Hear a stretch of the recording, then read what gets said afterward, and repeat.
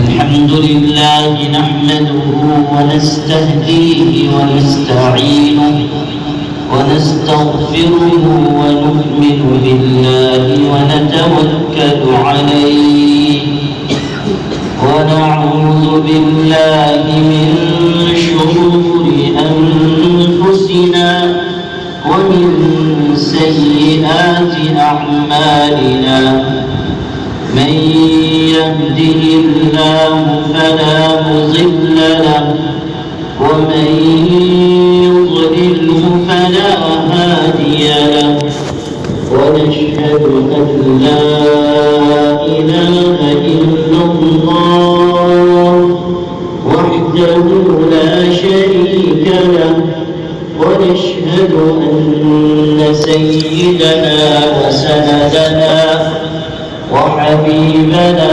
وشفيعنا ومولانا ووسيلة يومنا وغدنا سيدنا وسيد الأولين والآخرين محمدا عبده ورسوله صلوات الله وسلامه عليه وعلى آله وأصحابه وأزواجه وذرياته ومن تبعهم ودعا بدعوتهم أجمعين أما بعد فأعوذ بالله من الشيطان الرجيم بسم الله الرحمن الرحيم يا أيها الذين آمنوا أنصار الله كما قال عيسى ابن مريم للحواريين من أنصاري إلى الله قال الحواريون نحن أنصار الله وقال تبارك وتعالى واعتصموا بحبل الله جميعا ولا تفرقوا صدق الله مولانا العظيم وقال النبي صلى الله عليه وسلم تركتكم على البيضاء ليلها كنهارها لا يزيغ عنها بعدي إلا هالك أو كما قال عليه الصلاة والسلام. حضرات علماء کرام اور آپ تمام قابل احترام بھائیوں بزرگوں اور اس بستی کے اور اطراف و اکناف کے غیور مسلمانوں، آج مجھے آپ حضرات کے درمیان حاضر ہو کر بڑی خوشی ہو رہی ہے۔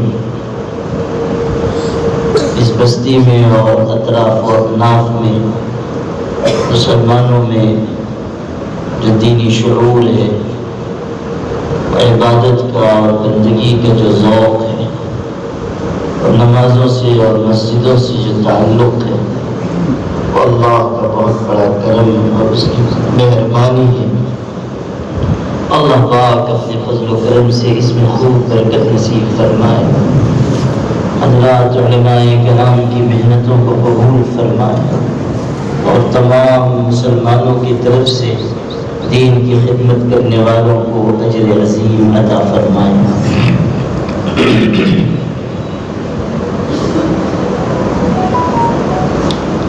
اللہ نے ہمیں جس دین اور شریعت کا پابند بنایا ہے وہ کائنات میں واحد دین اور شریعت ہے کہ جس میں حق ہی حق ہے، باطل کی کوئی گنجائش نہیں۔ اللہ نے وہ دین دیا جو افضل ترین ہے اور جس کا حصہ ہمارے اور آپ کے لیے کامیابی کا ذریعہ ہے. اسی لیے ہم سب کو اس بات کا پابند بنایا گیا کہ ہم اللہ کے دین پر پختگی کے ساتھ عمل کریں اور اس یقین کے ساتھ اس دین کو اپنائیں کہ اسی میں ہماری کامیابی ہے. اعلان ہوا وَمَن يَبْتَغِ غَيْرَ الْإِسْلَامِ دِينًا فَلَن يُقْبَلَ مِنْهُ وَهُوَ فِي الْآخِرَةِ مِنَ الْخَاسِرِينَ. کہ جو اسلام کو چھوڑ کر کسی اور راستے پر چلے گا، کسی اور مذہب کو اختیار کرے گا، اس کا کوئی عمل قبول نہیں کیا جائے گا اور وہ آخرت میں نقصان کیا جائے گا. کامیابی تو صرف اس دین میں ہے اور یہی دین ہے جو اللہ نے اتارا ہے. یہ کسی کا بنایا ہوا نہیں ہے، یہ خدا کا اتارا ہوا ہے. اسی لیے ارشاد ہوا شرع لكم من الدين ما وصى به نوحا وإبراهيم وموسى وعيسى أن أقيموا الدين ولا تتفرقوا فيه. یہی دین شروع سے چلا رہا ہے اور یہ وہ ابدی صداقت ہے جس کو کوئی چیلنج نہیں کر سکتا ہے. یہ وہ دین ہے جس کو کوئی مغلوب نہیں کر سکتا. جو لوگ اٹھیں گے اس دین اور اس شریعت کو پامال کرنے کے لیے، ایک وقت آئے گا کہ خدا تعالیٰ خود ان کو تہوبالا کرے گا. اللہ تعالیٰ ان کو ان کے انجام تک پہنچائے گا. یہ دین مٹنے کے لیے نہیں آیا، یہ دین فنا ہونے کے لیے نہیں آیا، یہ دین مغلوب ہونے کے لیے نہیں آیا. الحق یعلو ولا یعلی علیہ. حق غلبے کے لیے ہے اور دین برحق بھی غالب آنے کے لیے ہے. اس لیے نہیں ہے کہ اس پر کوئی اور دین غالب آ جائے یا کوئی اور تہذیب غالب آ جائے یا کافرانہ یلغار اس کو مغلوب کر لے. اللہ کا دین اس لیے نہیں ہے کہ کوئی اس کے اوپر اپنا سکہ جما لے. یہ اللہ کا دین تو اس لیے آیا کہ سارے باطل ادیان و مذاہب کا قلقمہ کرے اور سب پر خود غالب آ جائے. اسی لیے ارشاد ہوا هو الذي أرسل رسوله بالهدى ودين الحق ليظهره على الدين كله ولو كره المشركون. کافروں اور مشرکوں کو چاہے کتنے ہی ناگوار کیوں نہ ہو، اللہ نے یہ دین بھیجا ہے اس لیے تاکہ دین سارے دین تمام ادیان و مذاہب پر غالب آئے. اور اعلان کر دیا گیا کہ اللہ کے دین کی اور اللہ کی شریعت کی باتیں بدلیں گی نہیں. زمانہ بدلے گا، زمانے کے قوانین بدلیں گے، زمانے کے حالات بدلیں گے. زمانے میں مختلف انقلابات آئیں گے، ویرانے آباد ہو جائیں گے، آبادیاں ویران ہو جائیں گی. دنیا کے مختلف ملکوں میں الگ الگ قسم کے انقلابات آئیں گے، لیکن اللہ کا دین جہاں تھا وہی رہے گا. اور اللہ کے دین کی کوئی شک، خدا تعالیٰ کے دین کا کوئی حصہ، اس کی اتاری ہوئی شریعت کا کوئی جز تبدیل نہیں ہوگا. لا تبدیل لکلمات اللہ. زمانہ بدلے گا، خدا کا قرآن اور اس کا فرمان نہیں بدلے گا. ہے قول خدا، قول محمد، فرمان نہ بدلا جائے گا. بدلے گا زمانہ لاکھ صحیح، قرآن نہ بدلا جائے.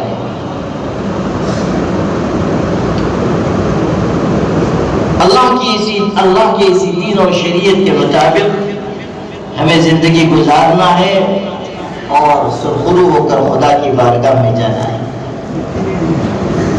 جو کوئی اس شریعت میں ترمیم یا تبدیلی کی کوشش کرے گا، اس کی کوشش کو ناکام بنایا جائے گا. یہ مسلمانوں کی ذمہ داری ہے کہ وہ اللہ کے دین پر خود بھی عمل کرے، اور اگر کوئی مداخلت دین اور شریعت کے سلسلے میں ہو اس کا مقابلہ کریں۔ عالمیہ مسلم پرسنل بورڈ جو اس ملک میں تمام مسلمانوں کا، تمام مکاتب فکر اور جماعتوں اور مسالک کا نمائندہ بورڈ ہے، اس کے قیام کا پس منظر بھی در حقیقت یہی تھا۔ اسی لیے میں نے شروع میں یہ بات عرض کی۔ عالمیہ مسلم پرسنل بورڈ قائم ہوا اس فکر کو لے کر کے اللہ کی شریعت کے احکامات میں تبدیلی نہ کی جا سکتی۔ 70 کی دہائی میں ایک قانون آیا تھا، متبنہ بل۔ متبنہ یعنی لے پالک، گود لیا ہوا بچہ، گود لیا ہوا بچہ ہے۔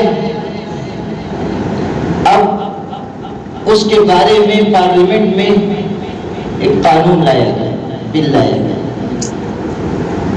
وہ یہ کہ جو گود لیا ہوا بچہ ہوگا اس کو حقیقی اولاد کا درجہ حاصل ہوگا۔ ظاہر ہے کہ اسلام کی تعلیم اس کے خلاف ہے۔ اسلام یہ نہیں کہتا کہ کسی کے ساتھ اچھا سلوک نہ کیا جائے۔ دنیا کے لوگ کیا حسن سلوک کی تعلیم دیں گے وہ جو اسلام نے دی ہے؟ یتیموں کی کفالت، پریشان حالوں اور مجبوروں کی خدمت، لوگوں کے ساتھ اچھا سلوک، یہ اسلام سے بہتر اور کون سکھا سکتا ہے؟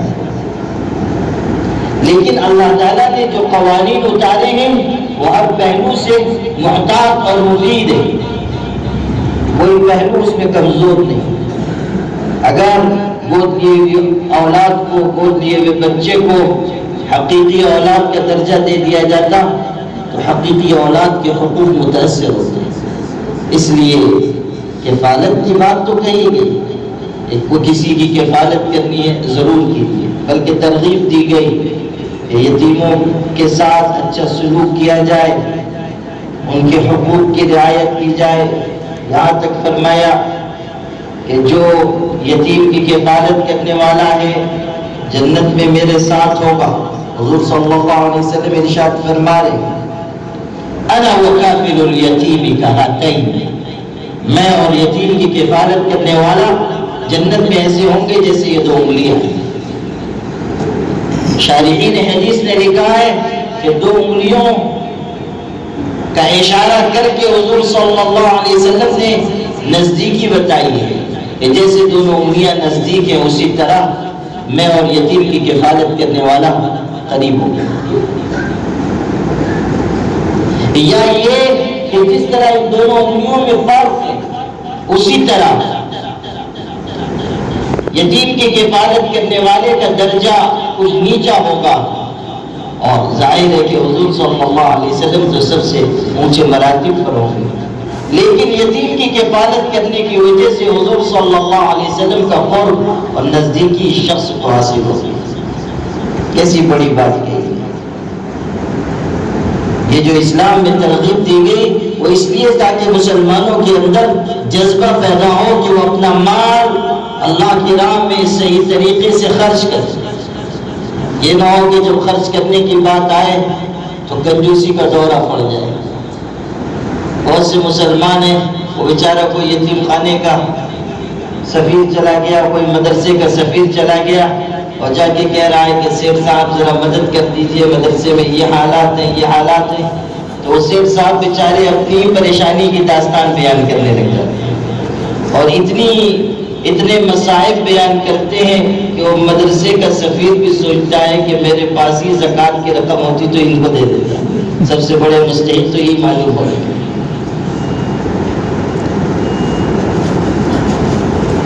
ایسا ہوتا ہے، بہت سے بیچارے سرمایہ دار حضرات ایسے ہوتے ہیں کہ جن کے پاس دولت تو ہوتی ہے، دل نہیں ہوتی۔ جس کو اللہ دولت دے اسے دل بھی مانگنا چاہیے، اس لیے کہ اگر دولت ہے اور دل نہیں ہے تو پھر دولت وبال جان ہے، آخرت میں حساب دیتے دیتے تھک جائے۔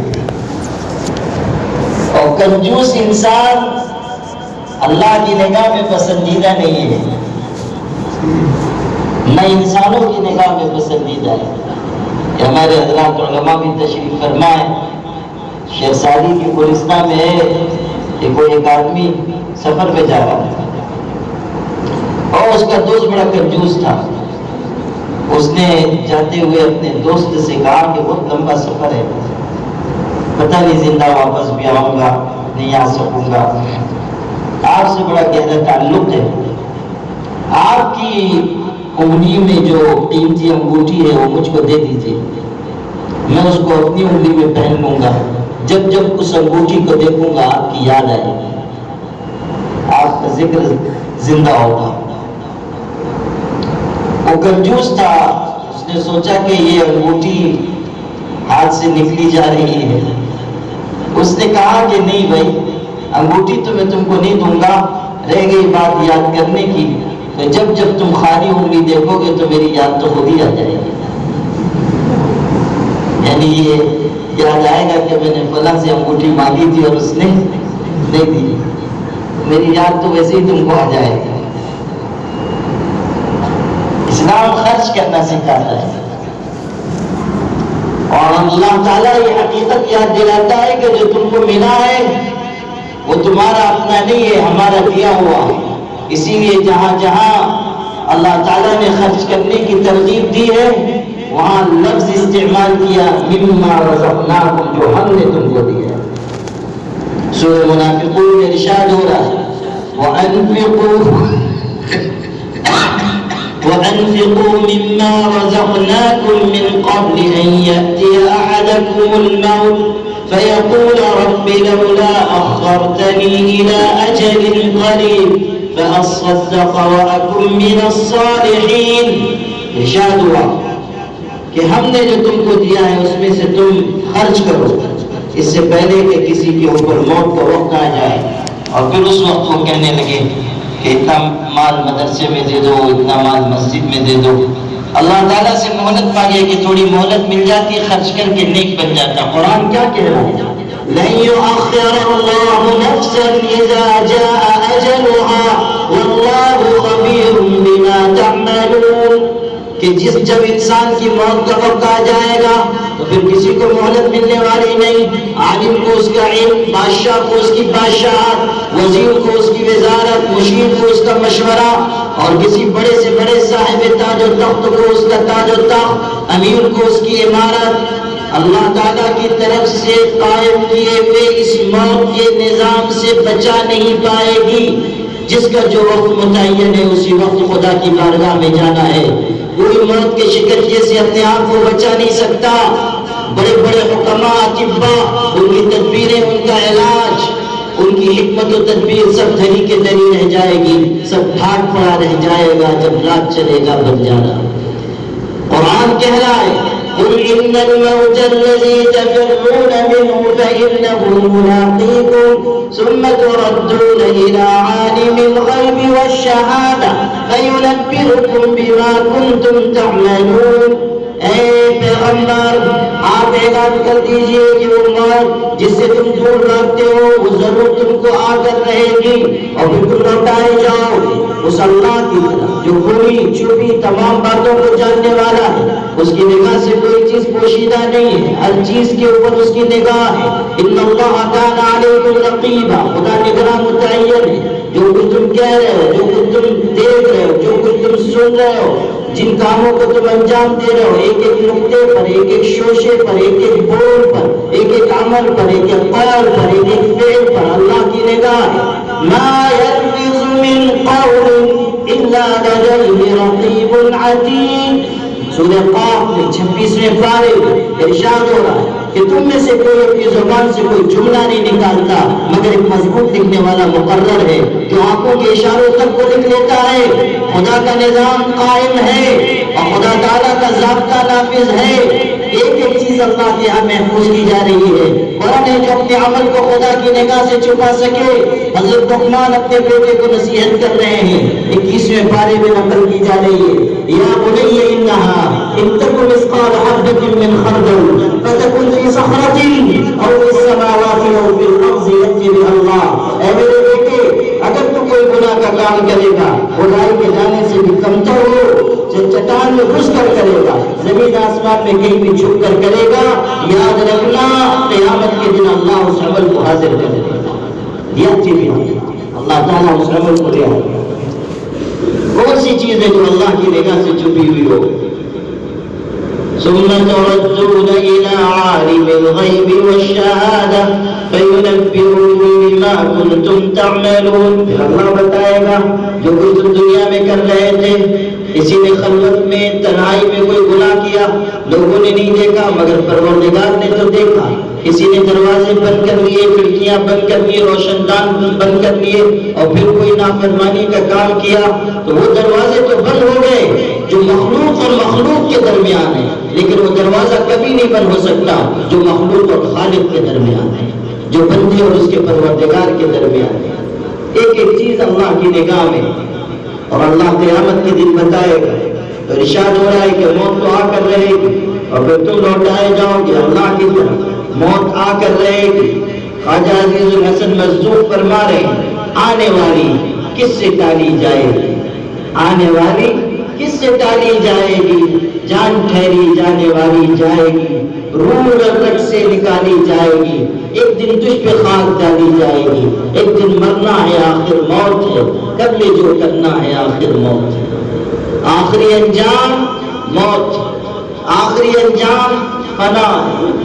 كل من عليها فان ويبقى وجه ربك ذو الجلال والإكرام. جو کچھ روئے زمین پر ہے مٹ جانے کے لیے ہے، باقی رہنے والی ذات تنہا اللہ کی ہے، اسی کو بقا ہے. كل شيء هالك إلا وجهه. ہر چیز ہلاک ہو جائے گی سوائے ذات الہی کی. اور تمام انسان کشا کشا اپنی موت کی طرف رواں دواں ہیں، بڑھتے جا رہے ہیں اپنے انجام کی طرف. تو قرآن کہہ رہا ہے کہ جب موت کا وقت آ جائے گا اس وقت انسان چاہے کہ مہلت مل جائے عمل کی، خرچ کی، انفاق کی، قنوت کی، رکوع سجود کی، تو اس خام خیالی کو ذہن سے نکال دو. اس لیے کہ جب وقت آ گیا تو پھر مہلت نہیں ملتی، وقت آ گیا تو پھر گنجائش عمل ختم ہوگی، مہلت عمل ختم ہوگی. تو قرآن بتا رہا ہے اللہ کی راہ میں خرچ کرو، یتیم پر، مسکین پر، فقیر پر.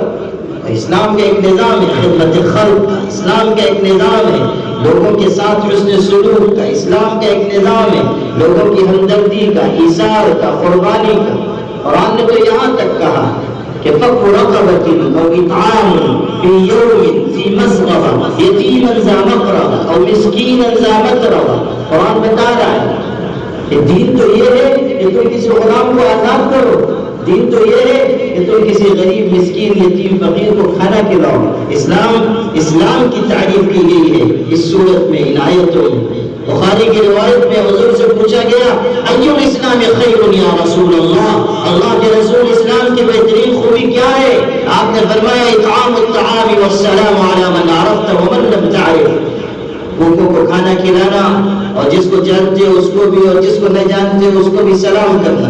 یہ دو خوبیاں اسلام کی بہترین خوبیاں ہیں. اسلام تو ایثار اور اخوت اور مہربانی اور ہمدردی کا دین ہے. اگر کوئی لاوارث ہے، کوئی یتیم ہے، کوئی بیچارہ دبا کچلا ہے، اس کو اپنی کفالت میں دے سکتے ہیں، ترغیب دی گئی، لیکن اس کو حقیقی اولاد کے درجے میں نہیں لا سکتے. یہ اسلام کی تعلیم ہے. سورہ احزاب کی 5 نمبر کی آیت میں ارشاد ہوا ہے ادعوهم لآبائهم وأقسط عند اللہ. جو جن کے بیٹے ہیں انہی کے نام سے پکارو، اپنا نام نہ لگاؤ.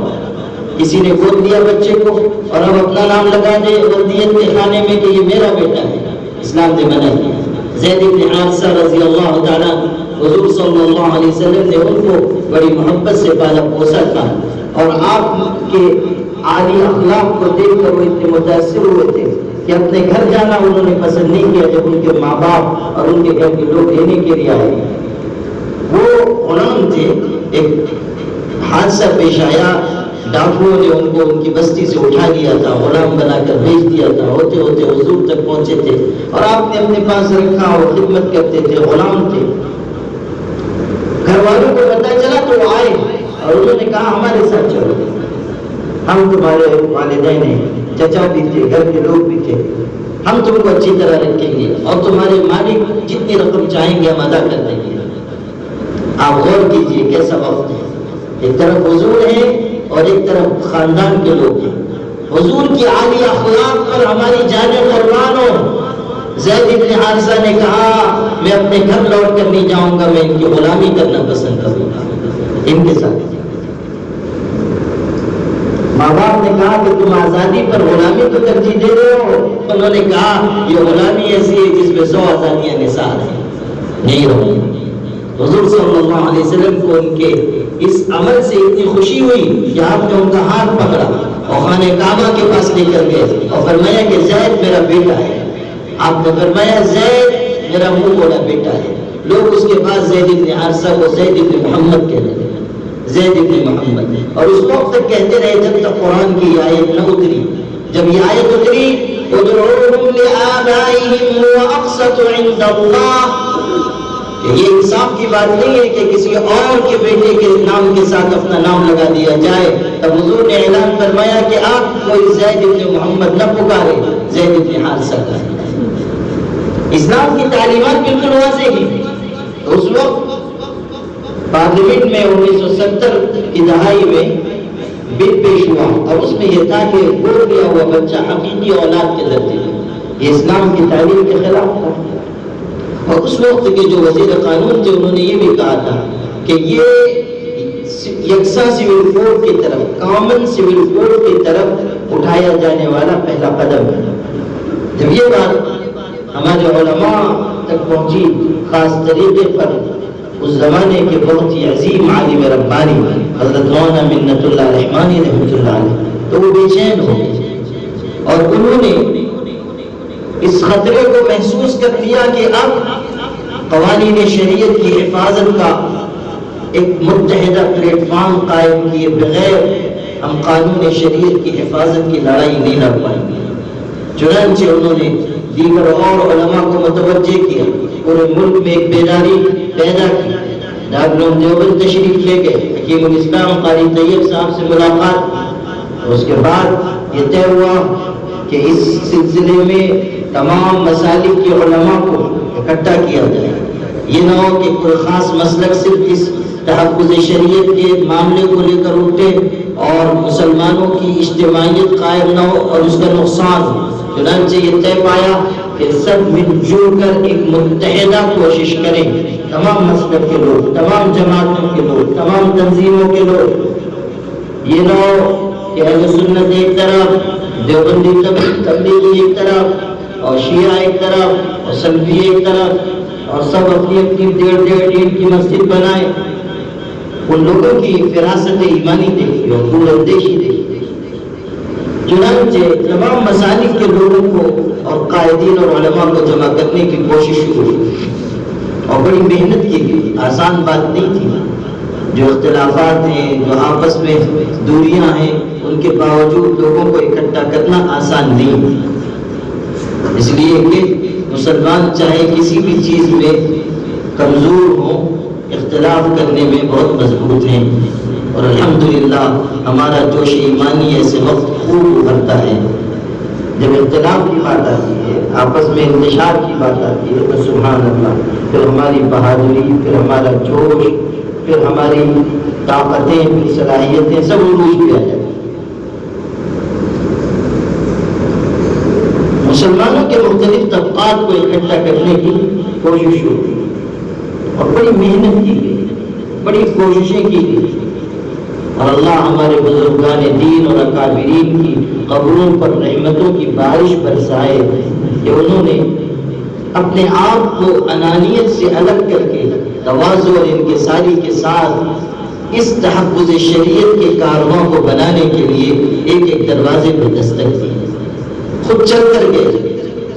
میرے مرشد گرامی حضرت مولانا سید محمد ولی صاحب رحمانی رحمۃ اللہ علیہ اس وقت جوانی کی عمر میں تھے جب مسلم پرسنل اللہ بورڈ قائم ہو رہا تھا۔ انہوں نے مجھ کو بارہا بتایا، پوری تاریخ بتائی کہ کس کس طرح ان کے والد اور اس زمانے کے علماء اور خود حضرت مولانا ولی رحمانی صاحب اس کارواں کے ایک فرد ہوتے تھے، کہاں کہاں گئے، کس طرح لوگوں سے ملاقاتیں کی، کس طرح منت سماجت کی، لوگوں کے کو قریب کرنے کی کوششیں ہوئی۔ اس زمانے کے اہل سنت و جماعت کے بہت بڑے عالم تھے مولانا برہان الحق رضوی، جو مولانا احمد رضا خان کے خلیفہ تھے، ان کے شاگرد تھے، اور بڑے پیر طریقت اس جماعت کے تھے اور ان کا بڑا حلقہ تھا اور ہزاروں ان کے مریدین تھے. وہ مدھیہ پردیش میں ہوتے تھے، جبل پور میں. ان کو خط لکھا گیا اس کنونشن کے لیے جو بمبئی میں ہو رہا تھا دسمبر 1972 میں. یہ آپ کے یہاں کے یہاں آگے ہمارے بزرگ ہیں، کیا نام ہے یہ ہمارے بزرگ کا؟ حاجی عبد الرحمان صاحب، یہ اس کنونشن میں شریک ہوئے تھے. دسمبر 1972 میں کنونشن ہوا تھا بمبئی اور تمام ملک کے قائدین، علماء اور خدام دین سب اکٹھا ہوئے. اس کنونشن کے لیے خط لکھا گیا تھا مولانا برہان الحق. ظاہر ہے کہ ان کی شرکت ایک بڑی جماعت کی، ایک بڑے مسلک کی شرکت تھی، لیکن انہوں نے جواب نہیں دیا. پھر دوبارہ خط لکھا گیا، تب بھی انہوں نے جواب نہیں دیا. تیسری مرتبہ خط لکھا گیا، پھر جواب نہیں آیا. مولانا منت اللہ رحمانی رحمۃ اللہ علیہ نے حکیم الاسلام مولانا قاری محمد طیب صاحب سے کہا کہ اگر وہ نہیں تشریف لائیں گے تو ہماری یہ کوشش کامیاب نہیں ہو پائے گی. ملت کا ایک طبقہ کٹ جائے، مسلمانوں کا ایک حلقہ کٹ جائے، اس لیے ہمیں خود چلنا چاہیے. چنانچہ دونوں بزرگ سفر کر کے جبل پور پہنچے، مدھیہ پردیش پہنچے اور ایسے وقت گئے کہ جب ان کی مجلس لگی ہوئی تھی، عصر کی نماز کے بعد کا وقت تھا، لوگ بیٹھ چکے تھے، چپل جوتے رکھنے کی جگہ خالی تھی. یہ دونوں بزرگ وہاں بیٹھ گئے. تواضع دیکھیے، عاجزی دیکھیے، انکساری دیکھیے. حالانکہ دونوں اس پائے کے علماء تھے، شیخ طریقت تھے، کس خانوادے کے فرق تھے. حضرت مولانا منت اللہ رحمانی رحمۃ اللہ علیہ تو خانوادے سادات میں سے تھے، حسنی حسینی سید تھے اور حضرت شیخ عبد القادر جیلانی کی اولاد تھے اور ان کے والد حضرت مولانا محمد علی منگیری ندوۃ العلماء کے بانی تھے اور عظیم شیخ طریقت اپنے زمانے کے تھے. اور حضرت حکیم الاسلام قاری طیب صاحب رحمۃ اللہ علیہ حضرت نانوتوی کے پوتے تھے، بانی دارالعلوم دیوبند کے پوتے ہیں اور خود کتنے بڑے عالم، کتنے بڑے شیخ طریقت. حضرت تھانوی رحمۃ اللہ علیہ کے خلیفہ ارشد. وہ بیٹھ گئے جوتے چپل رکھنے کی جگہ. جب مجلس ختم ہوئی اور لوگ مسافہ کرنے لگے تو ان دونوں بزرگوں نے بھی قطار میں لگ کر مسافہ کیا. کوئی امتیاز نہیں، یہ نہیں کہ کہلواتے کہ ہم فلاں آئے ہوئے ہیں اور ہمارا استقبال کیا جائے اور ہماری شان میں قصیدے پڑھے جائیں، یہ نہیں، قطار میں لگ کر مسافہ کیا. تو چونکہ اجنبی چہرے تھے تو مولانا برہان الحق صاحب نے پوچھا کہ آپ دونوں کون ہیں؟ نام تو جانتے تھے لیکن شکل سے آشنا نہیں تھے. تو پوچھا آپ دونوں کون ہیں؟ تو مولانا منت اللہ صاحب نے کہا کہ میں منت اللہ رحمانی ہوں، خانقاہ رحمانی منگیر بہار سے، اور یہ حکیم الاسلام قاری محمد طیب صاحب ہیں، دارالعلوم دیوبند کے محتمل. آپ تو اچھی طرح جانتے تھے. اکرام میں کھڑے ہو گئے، وہ بھی بڑے عالم تھے، احترام کیا اور عزت سے بٹھایا. پھر پوچھا آپ دونوں کیسے تشریف لائے؟ تو حکیم الاسلام قاری محمد طیب صاحب نے یہ احساس دھیان سے سنیے گا. حکیم الاسلام قاری طیب صاحب جیسی عظیم شخصیت نے اپنی ٹوپی اتار کر ان کے پیر میں ڈالا اور کہا کہ اس ملک میں تحفظ شریعت کی بھیک مانگنے آئے ہیں، اس ملک میں تحفظ شریعت کی بھیک مانگنے آئے ہیں. بس یہ عمل دیکھ کر مولانا برہان الحق صاحب رو پڑے. وہ بھی عالم تھے، آنکھوں میں آنسو آ گئے. انہوں نے ٹوپی اٹھا کر عزت سے ان کے سر پر رکھی اور کہا کہ مجھ کو آنے میں کچھ تکلف تھا، کچھ اشکالات تھے، لیکن آپ لوگوں کی تواضع دیکھ کر اور آپ لوگوں کے دل کا جذبہ دیکھ کر اب مجھ کو کوئی اشکال باقی نہیں رہا. آپ لوگ اطمینان سے جائیے، میں اپنی جماعت کے ساتھ اس اجلاس میں شریک ہوں گا. چنانچہ وہ تشریف لائے، بہترین تقریر کی. اور جب یہ نوبت آئی کہ مسلم پر صلی اللہ ووٹ قائم کیا جا رہا ہے اور اب اس کی صدارت کسی کو دینی ہے، تو ظاہر ہے کہ ہر مسلک کے لوگ ہیں، ہر جماعت کے لوگ ہیں اور اب اختلاف ہو سکتا تھا. تو اس وقت مولانا برہان الحق صاحب نے کھڑے ہو کر کہا کہ اس بزم کو جن لوگوں نے بڑی محنت سے سجایا ہے، سچی بات یہ ہے کہ صدارت انہیں کو دی جانی چاہیے. اس لیے میں اپنی طرف سے اس گروپ کی صدارت کے لیے قاری محمد طیب کا نام پیش کرتا ہوں.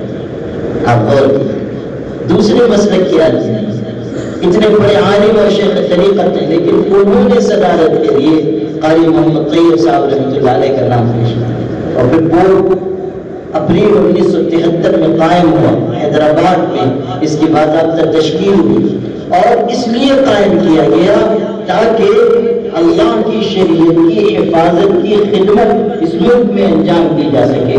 مسلم پرسنل لا بورڈ کا سب سے بڑا کام، سب سے اولین کام، سب سے بنیادی کام تحفظ شریعت، حفاظت شریعت، کہیں سے کوئی مداخلت ہو، کہیں سے قانون شریعت میں ترمیم کی کوئی کوشش ہو، اس کو روکنا، یہ مسلم پرسنل لا بورڈ کا کام ہے۔ اور اس کے لیے کبھی تحریک چلائی جاتی ہے، کبھی احتجاج کیا جاتا ہے، کبھی قانونی لڑائی لڑی جاتی ہے، کبھی مقدمات کیے جاتے ہیں، کبھی ہائی کورٹ میں، کبھی سپریم کورٹ میں قانونی پیروی کی جاتی ہے، کروڑوں روپے کے اخراجات ہوتے ہیں، بہترین وکلاء کھڑے کیے جاتے ہیں، بہترین شرعی اور قانونی ضابطے کے مطابق کیس لڑا جاتا ہے۔ اور الحمدللہ بہت سارے مرحلوں میں اللہ نے مسلم پرسنل لا بورڈ کو کامیابی عطا کی۔ اس کی بہت لمبی تاریخ ہے، مساجد پہ وار ہوا، مدارس پہ وار ہوا، مقابر پہ وار ہوا، طلاق ثلاثہ کے سلسلے میں، اس سے پہلے نقل مطلقہ کے سلسلے میں جو شاہبانو کیس چلا تھا، آپ میں سے جو کچھ عمر کے ہیں ان کو معلوم ہوگا 1985-86 میں شاہبانو تحریک پورے ملک میں مسلم پرسنل لا بورڈ نے چلائی تھی اور پورے ملک میں ایک ہنگامہ برپا ہو گیا تھا، اور حکومت وقت کو بھی یہ پیغام چلا گیا تھا کہ مسلمان سب کچھ برداشت کر سکتا ہے مگر شریعت میں مداخلت نہیں برداشت کر سکتا۔ اور حکومت کو اس زمانے کی کانگریسی گورنمنٹ کو رات کے 3 بجے پارلیمنٹ کا اجلاس بلوا کر اس قانون میں ترمیم کرنی پڑی۔ یہ آپ کی طاقت، آپ کے احتجاج کا اثر تھا اور مسلم پرسنل لا بورڈ کی تاریخی کامیابی تھی۔ اللہ تعالیٰ نے اس مسلم پرسنل لا بورڈ کے ذریعے مختلف محاذوں پر اس ملت اسلامیہ کو فائدہ پہنچایا ہے، اور قانون شریعت کی حفاظت کا اس ملک کے مسلمانوں کا یہ سب سے متحدہ اور مشترکہ پلیٹ فارم ہے۔ اس میں تمام مسالک کے لوگ ہیں، تمام جماعتوں کے، جمعیت علماء ہو، جماعت اسلامی ہو، اہل سنت والجماعت ہو، شیعہ ہو، بہرا ہو، یا ملی کونسل ہو، مسلم مجلس مشاورت ہو، جتنی بڑی چھوٹی تنظیمیں ہیں ان سب کا اس میں اشتراک ہے۔ اور یہ ایک ایسا پلیٹ فارم ہے کہ آپ اگر اس کی مثال مسلم ملکوں میں بھی ڈھونڈنے کے لیے نکلیں گے تو آپ کو مثال نہیں، ایسی مثال کہ سب ایک ساتھ بیٹھے، سب ایک ساتھ مشورے کر رہے ہیں، الگ الگ مسلک کے لوگ ہیں، الگ الگ ذہن کے لوگ ہیں، الگ الگ نظریات ہیں، الگ الگ خیالات ہیں، لیکن وحدت کلمہ کی بنیاد پر ایک ہے۔ اور قرآن کی اس آیت پر عمل نظر آتا ہے کہ وَاعْتَصِمُوا بِحَبْلِ اللَّهِ جَمِيعًا وَلَا تَفَرَّقُوا، اللہ کی رسی کو مضبوطی سے تھام لو۔ اختلاف کہاں نہیں ہوتا؟ گھر میں اگر 4 افراد ہیں تو ان میں اختلاف ہو جائے گا۔ ابھی نکاح ہو کے چند دن نہیں گزرے کہ میاں بیوی میں کھٹپٹ شروع ہو جاتی ہے، اور آج کل تو ذرا جلدی شروع ہو جاتی ہے۔ اور سنا کہ آپ لوگوں کے یہاں بھی آج کل چنگیزی خون جوش مارنے لگا ہے، اور نکاح کے بعد بہت جلد طلقتو کی گردان پڑی جا رہی ہے۔ ہاں، ایسی خبریں دشمنوں نے سنائی ہے مجھ کو، حالانکہ یہ اچھا مزاج نہیں ہے۔ مسلمانوں کو بہترین ازدواجی زندگی گزارنی چاہیے، بہترین۔ یہ نہ ہو کہ ابھی شادی ہوئی نہیں کہ اختلافات شروع۔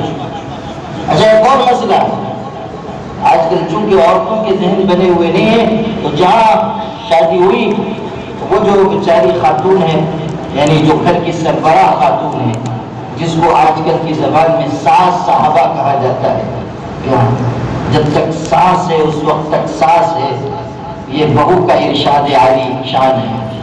تو یہ جو ہے، یہ بیچاری پہلے تو بڑے چاو احمد سے ڈھونڈ کے لاتی ہے بہو، اور جہاں شادی ہوئے 2-3 ہفتے ہوئے کہ بس رسہ کشی گھر میں شروع ہو جاتی ہے۔ ایک طرف وہ نئی نویلی دلہن ہے، دوسری طرف یہ مچی ہوئی مشاق جہاں دیدہ سرد و گرم چشیدہ ساس صاحب ہے، دونوں طرف، اور دونوں طرف محاذ میں قائم ہو جاتا ہے۔ اور ادھر یہ ہے کہ میں مالک ہوں اس لیے کہ میں بیوی ہوں، اور ادھر یہ ہے کہ میں ماں ہوں، میرا بیٹا کماتا ہے، میں مالک ہوں۔ یہ بھی مالک، وہ بھی مالک، بیچ میں جو پستا ہے وہ عبد المالک، وہ بیچارہ شہید ہوتا ہے دونوں طرف سے۔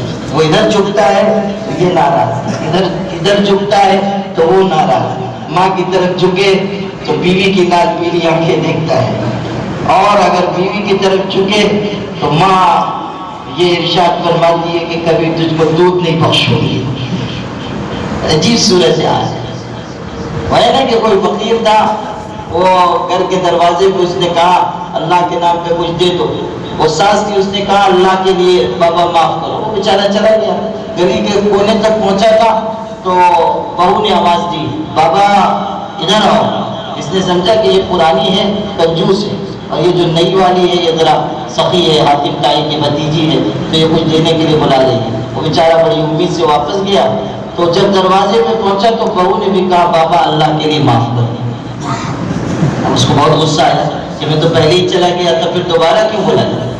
اس نے کہا کہ میں تو چلا گیا تھا، گلی کے کونے پہ تھا، تو نے کیوں بلایا جب دینا نہیں تھا؟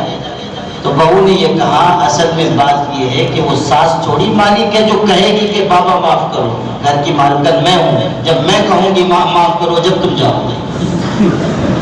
تو بھکاری بھی محفوظ نہیں ہے اس ملکیت کے جھگڑے میں۔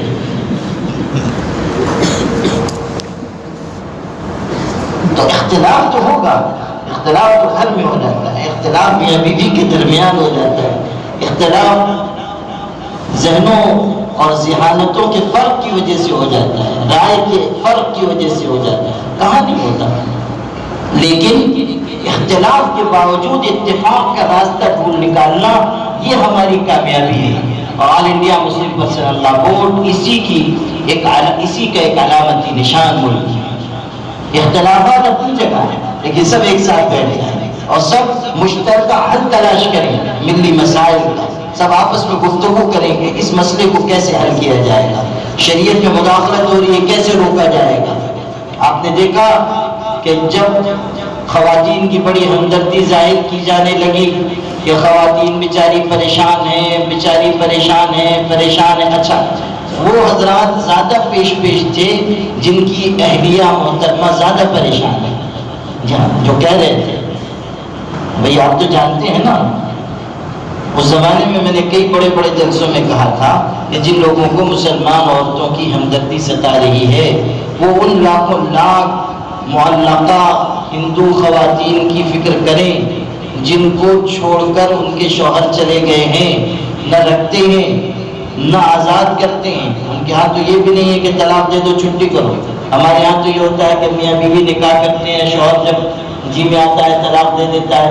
ان کے ہاں یہ ہے کہ شادی ہوتی ہے عورت مرد کے درمیان اور طلاق دیتے ہیں جج صاحب طلاق، مقدمہ کورٹ پہ لے جایا جاتا ہے اور صاحب بتائیے کہ کن بنیادوں پہ طلاق چاہیے، پھر اگر جج صاحب کا استخارہ نکل آتا ہے کہ طلاق دے دینی چاہیے تو وہ دے دیتے ہیں، اور نہیں تو ایسا بھی ہوا ہے اس ملک میں کہ کیس دائر کیا گیا اور جج صاحب کا موڈ ٹھیک نہیں ہے، انہوں نے طلاق کا فیصلہ ہی نہیں کیا، 10 سال 20 سال 25 سال 30 سال گزر جاتے ہیں، اس کے بعد فیصلہ ہو رہا ہے طلاق۔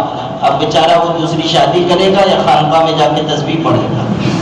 ارے بھائی جب 30 سال گزر جائیں گے، 25 سال کی عمر میں مقدمہ ہوا تھا، تو اب وہ کس لائق رہ گیا؟ وہ تو جائے گا حضرت مفتی احمد خان پوری صاحب کی خانقاہ میں تسبیح پڑھے گا۔ اللہ خیر صلی۔ ہمارے یہاں تو پھر بھی گنجائش ہے، طلاق ہو جاتی ہے، راستہ کھلا ہوا ہے۔ تو میں نے یہ کہا کہ آپ لوگوں کے ہاں تو لاکھوں لاکھ معلقہ خواتین ہیں، لٹکی ہوئی نہ ادھر نہ ادھر، اور ان کے شوہر ان کو چھوڑ کر بھاگ گئے، اور بھاگنے والوں میں اعلیٰ رأسہم فضیلۃ الشیخ، پہچانے کہ نہیں پہچانے؟ آپ ہی لوگوں کے ہاں سے تو تشریف لے گئے ہیں، بلکہ آپ لوگوں نے یہاں سے پارسل کیا، لگتا ہے آپ لوگوں نے زیادہ قنوت نازلہ پڑھی ہوگی کہ اللہ مصیبت کو دفع فرما۔ آپ لوگوں کی قنوت نازلہ میں زیادہ تاثیر ہے۔ اعلیٰ رأسہم فضیلۃ الشیخ، وہ ادھر جلوہ افروز بھی، اور بھی کہہ رہے ہیں کہ مسلمان عورتوں کے اوپر بڑا ظلم ہو رہا ہے، مسلمان عورتیں بیچاری بڑی ستم رسیدہ ہے۔ بھائی آپ کو مسلمان عورتوں کی کیا فکر پڑی ہے؟ آپ اپنا محلہ دیکھیے نا، وہاں کتنا ظلم ہو رہا ہے، وہاں کتنا ستم ہو رہا ہے۔ عورتیں کہہ رہی ہیں بیویاں کہ ہم کو لے چلو، ہم کو لے چلو، ان کو نہیں لے جا رہے اور یہاں مداخلت کر۔ تو جب یہ بات آئی تھی تو مسلم پرسنل لا بورڈ نے اس کے خلاف تحریک چلائی اور آپ کو سن کر حیرت ہوگی کہ دستخطی مہم چلائی گئی کہ مسلمان عورتیں اسلامی شریعت کے ساتھ ہیں، اور پورے ملک میں اتنے زبردست پیمانے پر یہ دستخطی مہم چلی کہ 3.25 کروڑ دستخط جمع ہوئے اور حکومت کے سامنے پیش کر دیے گئے کہ یہ جو آپ کہہ رہے ہیں کہ عورتیں کہہ رہی ہیں کہ ہمیں طلاق کا قانون پسند نہیں ہے، یہ جھوٹ ہے، اور سچائی یہ کہ مسلمان عورتیں اسلامی قانون کے ساتھ، اسلامی شریعت کے ساتھ۔ تو مسلم پرسنل لا بورڈ کا یہ بہت بڑا کام ہے تحفظ شریعت کا، اور اس کی میں اور تفصیل بیان کرتا، لیکن مجھ کو آپ کے سامنے دوسرے اہم حصے کو بھی بیان کرنا ہے، اس لیے اس سے آگے بڑھیں۔ مسلم پرسنل لا بورڈ کا ایک اور بڑا کام ہے وحدت و اجتماعیت کا، یعنی مسلمانوں کو جوڑ کر رکھنا، مسلمانوں کو آپس کے اختلافات سے بچانا، جہاں تک ہو سکے انتشار سے، جھگڑے سے حفاظت کرنا۔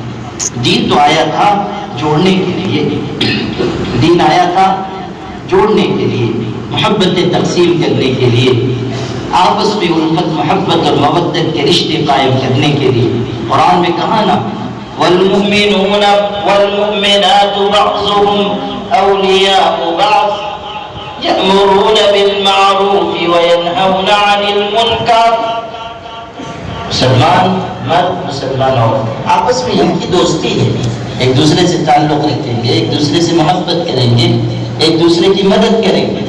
ایک اجتماعیت سارے عالم کے پیمانے پر قائم کی گئی ہے۔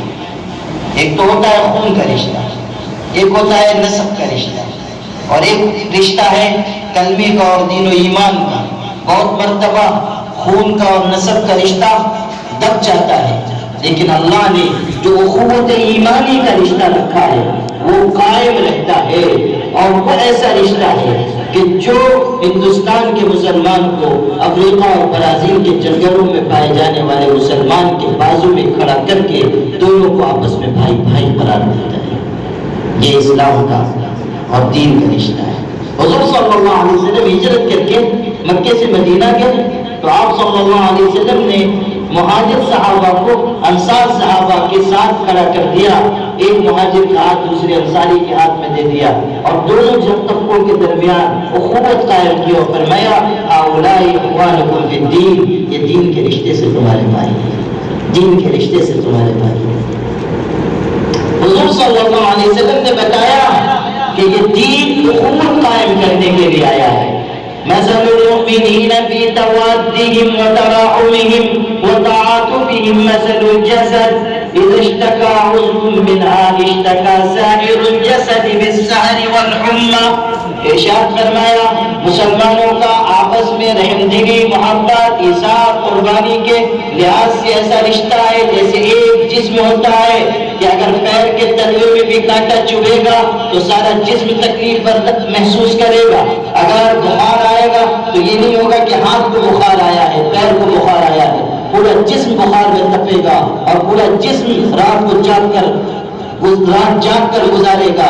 یہ کیوں؟ اس لیے کہ ایک جسم کے مختلف حصے ایک دوسرے سے جڑے ہوئے ہیں، اسی طرح سارے عالم کے مسلمان اخوت ایمانی اور کلمے کے رشتے سے ایک دوسرے سے جڑے ہوئے ہیں۔ یہ اخوت اسلام سے کہتا ہے، اجتماعیت سے کہتا ہے، آپس کے تفرقے مٹاتا ہے، ذات برادری کے جھگڑے مٹاتا ہے۔ یہ تو ہم نے اپنے غیر مسلم بھائیوں سے لے لیا کہ یہ اونچی ذات ہے، یہ نیچی ذات ہے، یہ اعلیٰ برادری، یہ نچلی برادری، یہ چھوٹے ہیں، یہ بڑے ہیں، یہ کوئی بنیاد نہیں۔ حضور صلی اللہ علیہ وسلم نے صاف اعلان کیا کلکم من آدم وآدم من تراب، تم سب آدم کی اولاد ہو اور آدم مٹی سے پیدا کیے تھے۔ یہ جاہلیت کی باتیں نہ کرو، یہ جہالت کی باتیں نہ کرو، یہ آپس کے تفرقے نہ پیدا کرو، یہ ذات برادری اور مسلک کے جھگڑے نہ کھڑے کرو۔ جو ایسا کرے گا وہ جاہلیت کے راستے پر چلے جائے، جو ایسا کرے گا وہ شیطان کے اغوا کا شکار ہو جائے، شیطانی نغے میں آ جائے۔ قیس ابن شاس یہودی تھا، وہ ایک دن گزرا مدینہ منورہ میں، اس نے دیکھا کہ انصار صحابہ بھی ہیں، مہاجر صحابہ اور اوس و خزرج کے مسلمان، جو دو طبقے تھے مدینے میں، جو پہلے بہت لڑتے تھے، مشرک قبیلے تھے، آپس میں اختلاف تھا، لڑائیاں تھیں، اور ایک بہت بڑی جنگ ان کے درمیان جنگ بعاث ہوئی تھی، بہت بڑی جنگ، اور اس میں دونوں طرف کے لوگ مارے گئے تھے۔ اب اسلام جب آیا تو انہیں لڑنے جڑنے والوں کو اسلام نے شیر و شکر بنا دیا، آپس میں جوڑ دیا۔ قرآن نے کہا نا وَاذْكُرُوا نِعْمَةَ اللَّهِ عَلَيْكُمْ إِذْ كُنْتُمْ أَعْدَاءً فَأَلَّفَ بَيْنَ قُلُوبِكُمْ فَأَصْبَحْتُمْ بِنِعْمَتِهِ إِخْوَانًا وَكُنْتُمْ عَلَى شَفَا حُفْرَةٍ مِّنَ النَّارِ فَأَنْقَذَكُم مِّنْهَا۔ ارشاد ہو رہا ہے کہ اللہ کی نعمت کو یاد کرو کہ جب تم آپس میں ایک دوسرے کے دشمن تھے تو اللہ نے تم کو آپس میں بھائی بھائی بنا دیا ہے، اور تم جہنم کے دہانے تک پہنچ چکے تھے، پھر اللہ نے تم کو آزادی عطا کی، جہنم کی آگ سے محفوظ فرمایا، کیسی اخوت قائم فرمائی، کیسی الفت قائم فرمائی، جو خون کے پیاسے تھے وہ آپس میں بھائیوں سے زیادہ سگے رشتے رکھنے والے بن گئے۔ تو اوس و خزرج جو پہلے لڑتے تھے، ایمان اسلام لانے کے بعد ایک دوسرے سے مل گئے، بیٹھے ہوئے ہیں، اور بھائیوں کی طرح آپس میں بات چیت ہو رہی ہے، محبت اور الفت کے جذبات قائم ہیں۔ جب وہ یہودی گزرا تو اس کو بہت غصہ آیا کہ یہ دیکھو کیسے مل جل کے بیٹھے ہوئے ہیں اور کتنی محبتیں ہیں۔ اس کے اندر جو بغض تھا وہ ظاہر ہوا، وہ بغض ظاہر ہوا۔ کچھ ایسے لوگ مسلمانوں میں بھی پائے جاتے ہیں جو کہیں نہ کہیں دور نزدیک سے شاید یہودیوں کے چچا بابا کے کچھ رشتہ داری رکھتے ہوں گے، جہاں وہ دیکھتے ہیں کہ دو جماعتیں آپس میں ملی ہوئی ہیں یا لوگ ملے ہوئے ہیں تو بس ان کا کام شروع ہو جاتا ہے، اور وہ اس مقدس فریضے کی انجام دہی میں لگ جاتے ہیں کہ یہاں کی بات وہاں پہنچائیے، وہاں کی بات یہاں لائیے۔ ایسی نورانی مخلوق ہر بستی میں اللہ کے فضل و کرم سے پائی جاتی ہے۔ یہ ان کا کام ہوتا ہے کہ ادھر کی بات لے جائیں گے ادھر، ادھر کی بات لائیں گے ادھر، اور جھگڑا لگائیں گے، لڑائی پہ لگائیں گے۔ ایسے لوگ بدترین لوگ، یاد رکھیے گا، بدترین لوگ، شر البریہ۔ اس لیے کہ اسلام جن مقاصد کے لیے آیا ہے ان میں سے ایک بڑے مقصد کو یہ بہت پسند ہے، اور جو باہر ملے ہوئے لوگ ہیں ان میں دراڑ گئے۔ تو وہ جو یہودی تھا اس نے جب دیکھا تو اس کو بڑا نفرت اس کے اندر ابلنے لگی۔ اس نے ایک یہودی جوان کو تیار کیا اور کہا کہ جاؤ آپس میں ان کی لڑائی نہ ہو، اور ان کو جنگ بعاث کی یاد دلانا۔ اور اس وقت جو اشعار ایک دوسرے کے خلاف کہے گئے تھے، وہ زمانے کا میڈیا تو شعر شاعری تھا نا، وہ آج کے زمانے کا میڈیا تو اس وقت تھا نہیں، سوشل میڈیا تو نکلا نہیں تھا۔ یہ جو آل شیطانیہ موبائل شریف ہے، یا یہ جو 5واں سلسلہ تصوف کا شروع ہوا ہے، سلسلہ عالیہ اور سبیہ، یہ اس وقت تو موجود تھا نہیں۔ یہاں تصوف و سلوک کے 4 سلسلے تھے، چشتیہ، قادریہ، سہروردیہ، نقشبندیہ، اب 5واں آیا ہے سلسلہ عالیہ اور سبیہ، اور سب سے زیادہ لوگ اسی میں مرید ہیں۔ جس کو دیکھیے منہ میرا واٹس ایپ شریف کی طرف اللہ اکبر، جس کو دیکھیے اسی میں، زیادہ تر لوگ اسی میں خلیفہ بھی ہو گئے، اسی میں لگے، آدھی آدھی رات تک اسی میں، کون مرا کون جیا کون پیدا ہوا۔ اور یہ جو اس سلسلے عالیہ کی برکات میں سے ایک یہ بھی ہے کہ جو مرتا نہیں ہے وہ بھی مر جاتا ہے۔ ابھی زندہ ہے خود ہی خبر پڑ رہا ہے کہ مولانا فلاں صاحب اللہ کو پیارے ہو گئے، وہ بیچارہ دیکھ رہا ہے کہ میرے ہی نام ہے کہ کسی اور کا نام لکھا ہوا ہے۔ اور لوگوں کو جلدی بھی بہت ہوتی ہے نا، جہاں سنا کہ فلاں عالم صاحب کی طبیعت زیادہ خراب ہے، ان کے انتقال کا میسج پہلے سے تیار کر کے رکھ دیں گے کہ جیسے ہی ملک الموت روح نکالیں گے ویسے ہی میں سب سے پہلے خبر دوں گا، سب سے پہلے گروپ میں بھیجوں گا کہ حضرت کا انتقال ہو گیا۔ بعض اور اجرت پسند لوگ تو ایسے ہیں جو ماشاءاللہ پہلے سے تعزیتی نظم بھی لکھ کر رکھتے ہیں، تعزیتی مضمون بھی تیار ہے۔ اس زمانے کا میڈیا شعر شاعری تھی، اشعار کہے جاتے تھے، ایک دوسرے کی مخالفت یا ایک دوسرے پر فخر کے اظہار کے لیے ایک قبیلہ دوسرے قبیلے پہ فخر کا اظہار کرتا تھا۔ تو وہ جو اشعار کہے گئے تھے، یہودی نے کہا جاؤ تم، وہ جو بڑا یہودی تھا جوان کو بھیجا کہ یاد دلانا۔ وہ گیا اور بیٹھ گیا مجلس میں، اور پھر بات سے بات نکلی اور پھر اس نے آگ لگانا شروع کیا، اور جنگ بعاث کا ذکر کیا اور کہا کہ اس وقت جو لوگ مارے گئے تھے ان کے بارے میں یہ اشعار کہے گئے، اور اوس نے یہ کہا تھا اور خزرج نے یہ کہا تھا، اس قبیلے نے یہ کہا، اس قبیلے نے یہ کہا۔ نتیجہ یہ نکلا کہ اشتعال پیدا ہو گیا، اور دونوں قبیلے جو اگرچہ کہ مسلمان ہو چکے تھے ان کے اندر شیطان نے اشتعال اور انتقام کا جذبہ پیدا کیا، اور دونوں طرفے پکار اٹھے السلاح السلاح، کہ ہتھیار لاؤ ہتھیار لاؤ، اب ایک دوسرے سے مقابلہ ہوگا۔ یہ بات جلدی سے جا کر کسی نے حضور اکرم صلی اللہ علیہ وسلم سے ذکر کی کہ وہاں تو خون خرابہ ہونے والا ہے۔ آپ صلی اللہ علیہ وسلم بہت تیزی سے نکلے، چادر گھسیٹتے ہوئے نکلے آپ، اور آپ فوراً تشریف لے گئے، اور وہاں جا کر آپ نے دونوں قبیلوں کو کہا کہ یہ تم کیسے جاہلیت کے راستے پر چل رہے ہو؟ جب اللہ نے تمہارے دلوں کو جوڑ دیا پھر کیا تم دوبارہ عصبیت کے راستے پر جاؤ گے؟ آپ نے تنبیہ فرمائی اور آپ نے ڈانٹا ڈپٹا، اور ان کے جو اشتعال اور انتقام کے جذبات تھے وہ ٹھنڈے ہوئے، اور خود حضور کا تشریف لے جانا اس آگ پر پانی ڈالنے کے مترادف ہوا، اور وہ دونوں طبقے بیٹھ گئے، اور حضور صلی اللہ علیہ وسلم نے پھر ان کو نصیحت فرمائی۔ یہ اسلام کی شان ہے، دیکھیے یہ اسلام کی قوت ہے کہ اسلام جوڑتا ہے۔ مسلمانوں کو چاہیے کہ وہ اس حقیقت کو سمجھ لیں، کسی بستی میں اختلاف نہ ہو، انتشار نہ ہو، آپس میں لڑائیاں نہ ہو۔ قرآن کہتا ہے لا تنازعوا فتفشلوا وتذهب ريحكم واصبروا ان اللہ مع الصابرین۔ ارشاد ہو رہا ہے آپس میں اختلاف نہ کرو ورنہ تم ناکام ہو جاؤ گے، تمہارا روپ جاتا رہے گا اور تمہاری ہیبت دشمنوں کے دل سے نکل جائے گی۔ تم جب آپس میں لڑو گے تو دشمن کب تم سے خائف ہوگا؟ آج تو یہی ہو رہا ہے کہ ہم آپس میں اختلافات کرتے ہیں، اس کا فائدہ دشمن اٹھاتا ہے۔ دشمن متحد ہو رہا ہے، ہم مختلف ہو رہے ہیں، دشمن جمع ہو رہا ہے، ہم منتشر ہو رہے ہیں۔ وہ اپنی قوتیں اکٹھا کر رہا ہے اور ہم اپنی قوتیں ضائع کر رہے ہیں، معمولی باتوں پر، اختلافات پر، جزئیات پر، فروعات پر، چھوٹی چھوٹی باتیں جن میں کوئی وزن نہیں ہے، ہم ان کو لے کر اپنے آپ کو دور دور ایک دوسرے سے دوری بنا رہے ہیں۔ ایک جماعت دوسری جماعت سے، ایک مسلک دوسرے مسلک سے، ایک برادری دوسری برادری سے، آپس میں ایسے اختلافات ہیں کہ لوگ نام لینا ایک دوسرے کے قریب آنا تک پسند نہیں کرتے۔ حضور صلی اللہ علیہ وسلم نے فرمایا تھا لا تحاسدوا ولا تباغضوا ولا تناجشوا وكونوا عباد اللہ اخوانا۔ آپس میں حسد نہ کرو، بغض نہ رکھو، ایک دوسرے کے عیوب کی تلاش میں نہ رہو، آپس میں بھائی بھائی بن کر خدا کے بندے بن کر زندگی گزارو۔ اسی لیے منع کیا گیا، اور قرآن نے اس بات کی سختی سے تاکید کی کہ کوئی مسلمان دوسرے مسلمان کا مذاق نہ اڑائے، کہ اس راستے سے اختلاف پیدا ہوگا۔ کوئی مسلمان دوسرے مسلمان کے بارے میں بدگمانی نہ کرے ورنہ اختلاف پیدا ہوگا۔ کوئی مسلمان دوسرے مسلمان کے عیب کی تلاش میں نہ لگے جس کو تجسس کہتے ہیں ورنہ اختلاف پیدا ہوگا۔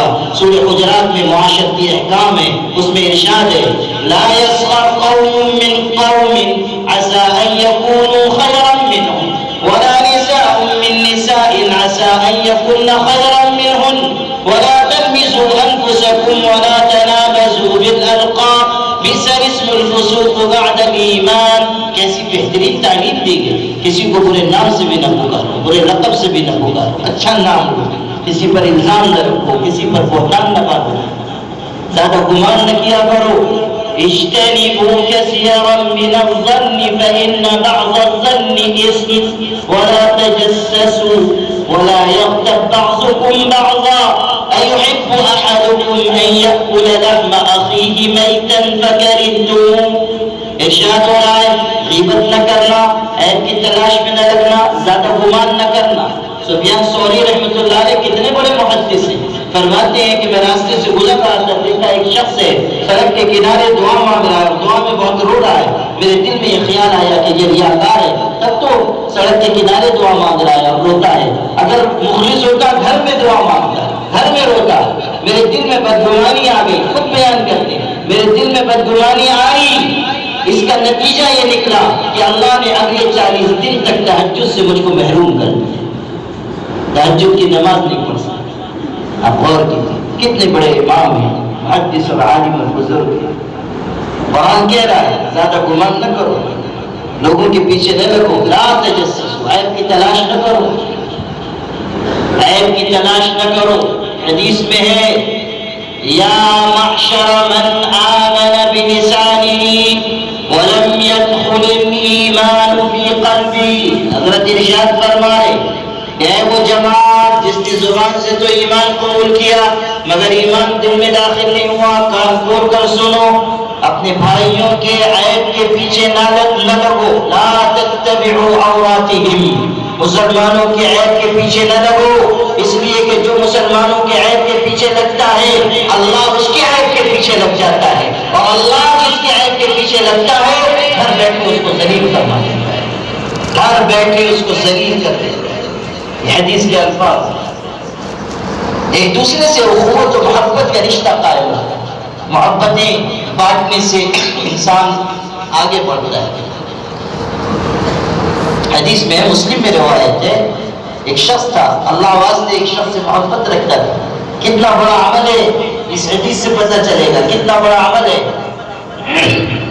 ایک بھائی سے محبت رکھ رہا ہے، کوئی خونی رشتہ نہیں ہے، اخوت ایمانی کا رشتہ، اب جا رہا ہے اس کو دیکھنے کے لیے ملنے کے لیے دوسرے گاؤں میں، جیسے یہاں باغل ہے اور کٹھامن ہے، قریب قریب کی آبادی ہے، یہ جا رہا ہے اس آبادی میں کسی اپنے بھائی سے ملنے کے لیے، اللہ نے ایک فرشتہ بھیجا اور ابھی اس بستی میں وہ داخل نہیں ہوا تھا کہ وہ فرشتہ آ گیا انسانی شکل میں اور آ کر کہتا ہے ادھر چلے فلاں سے ملنے جا، کیوں جا رہے ہو؟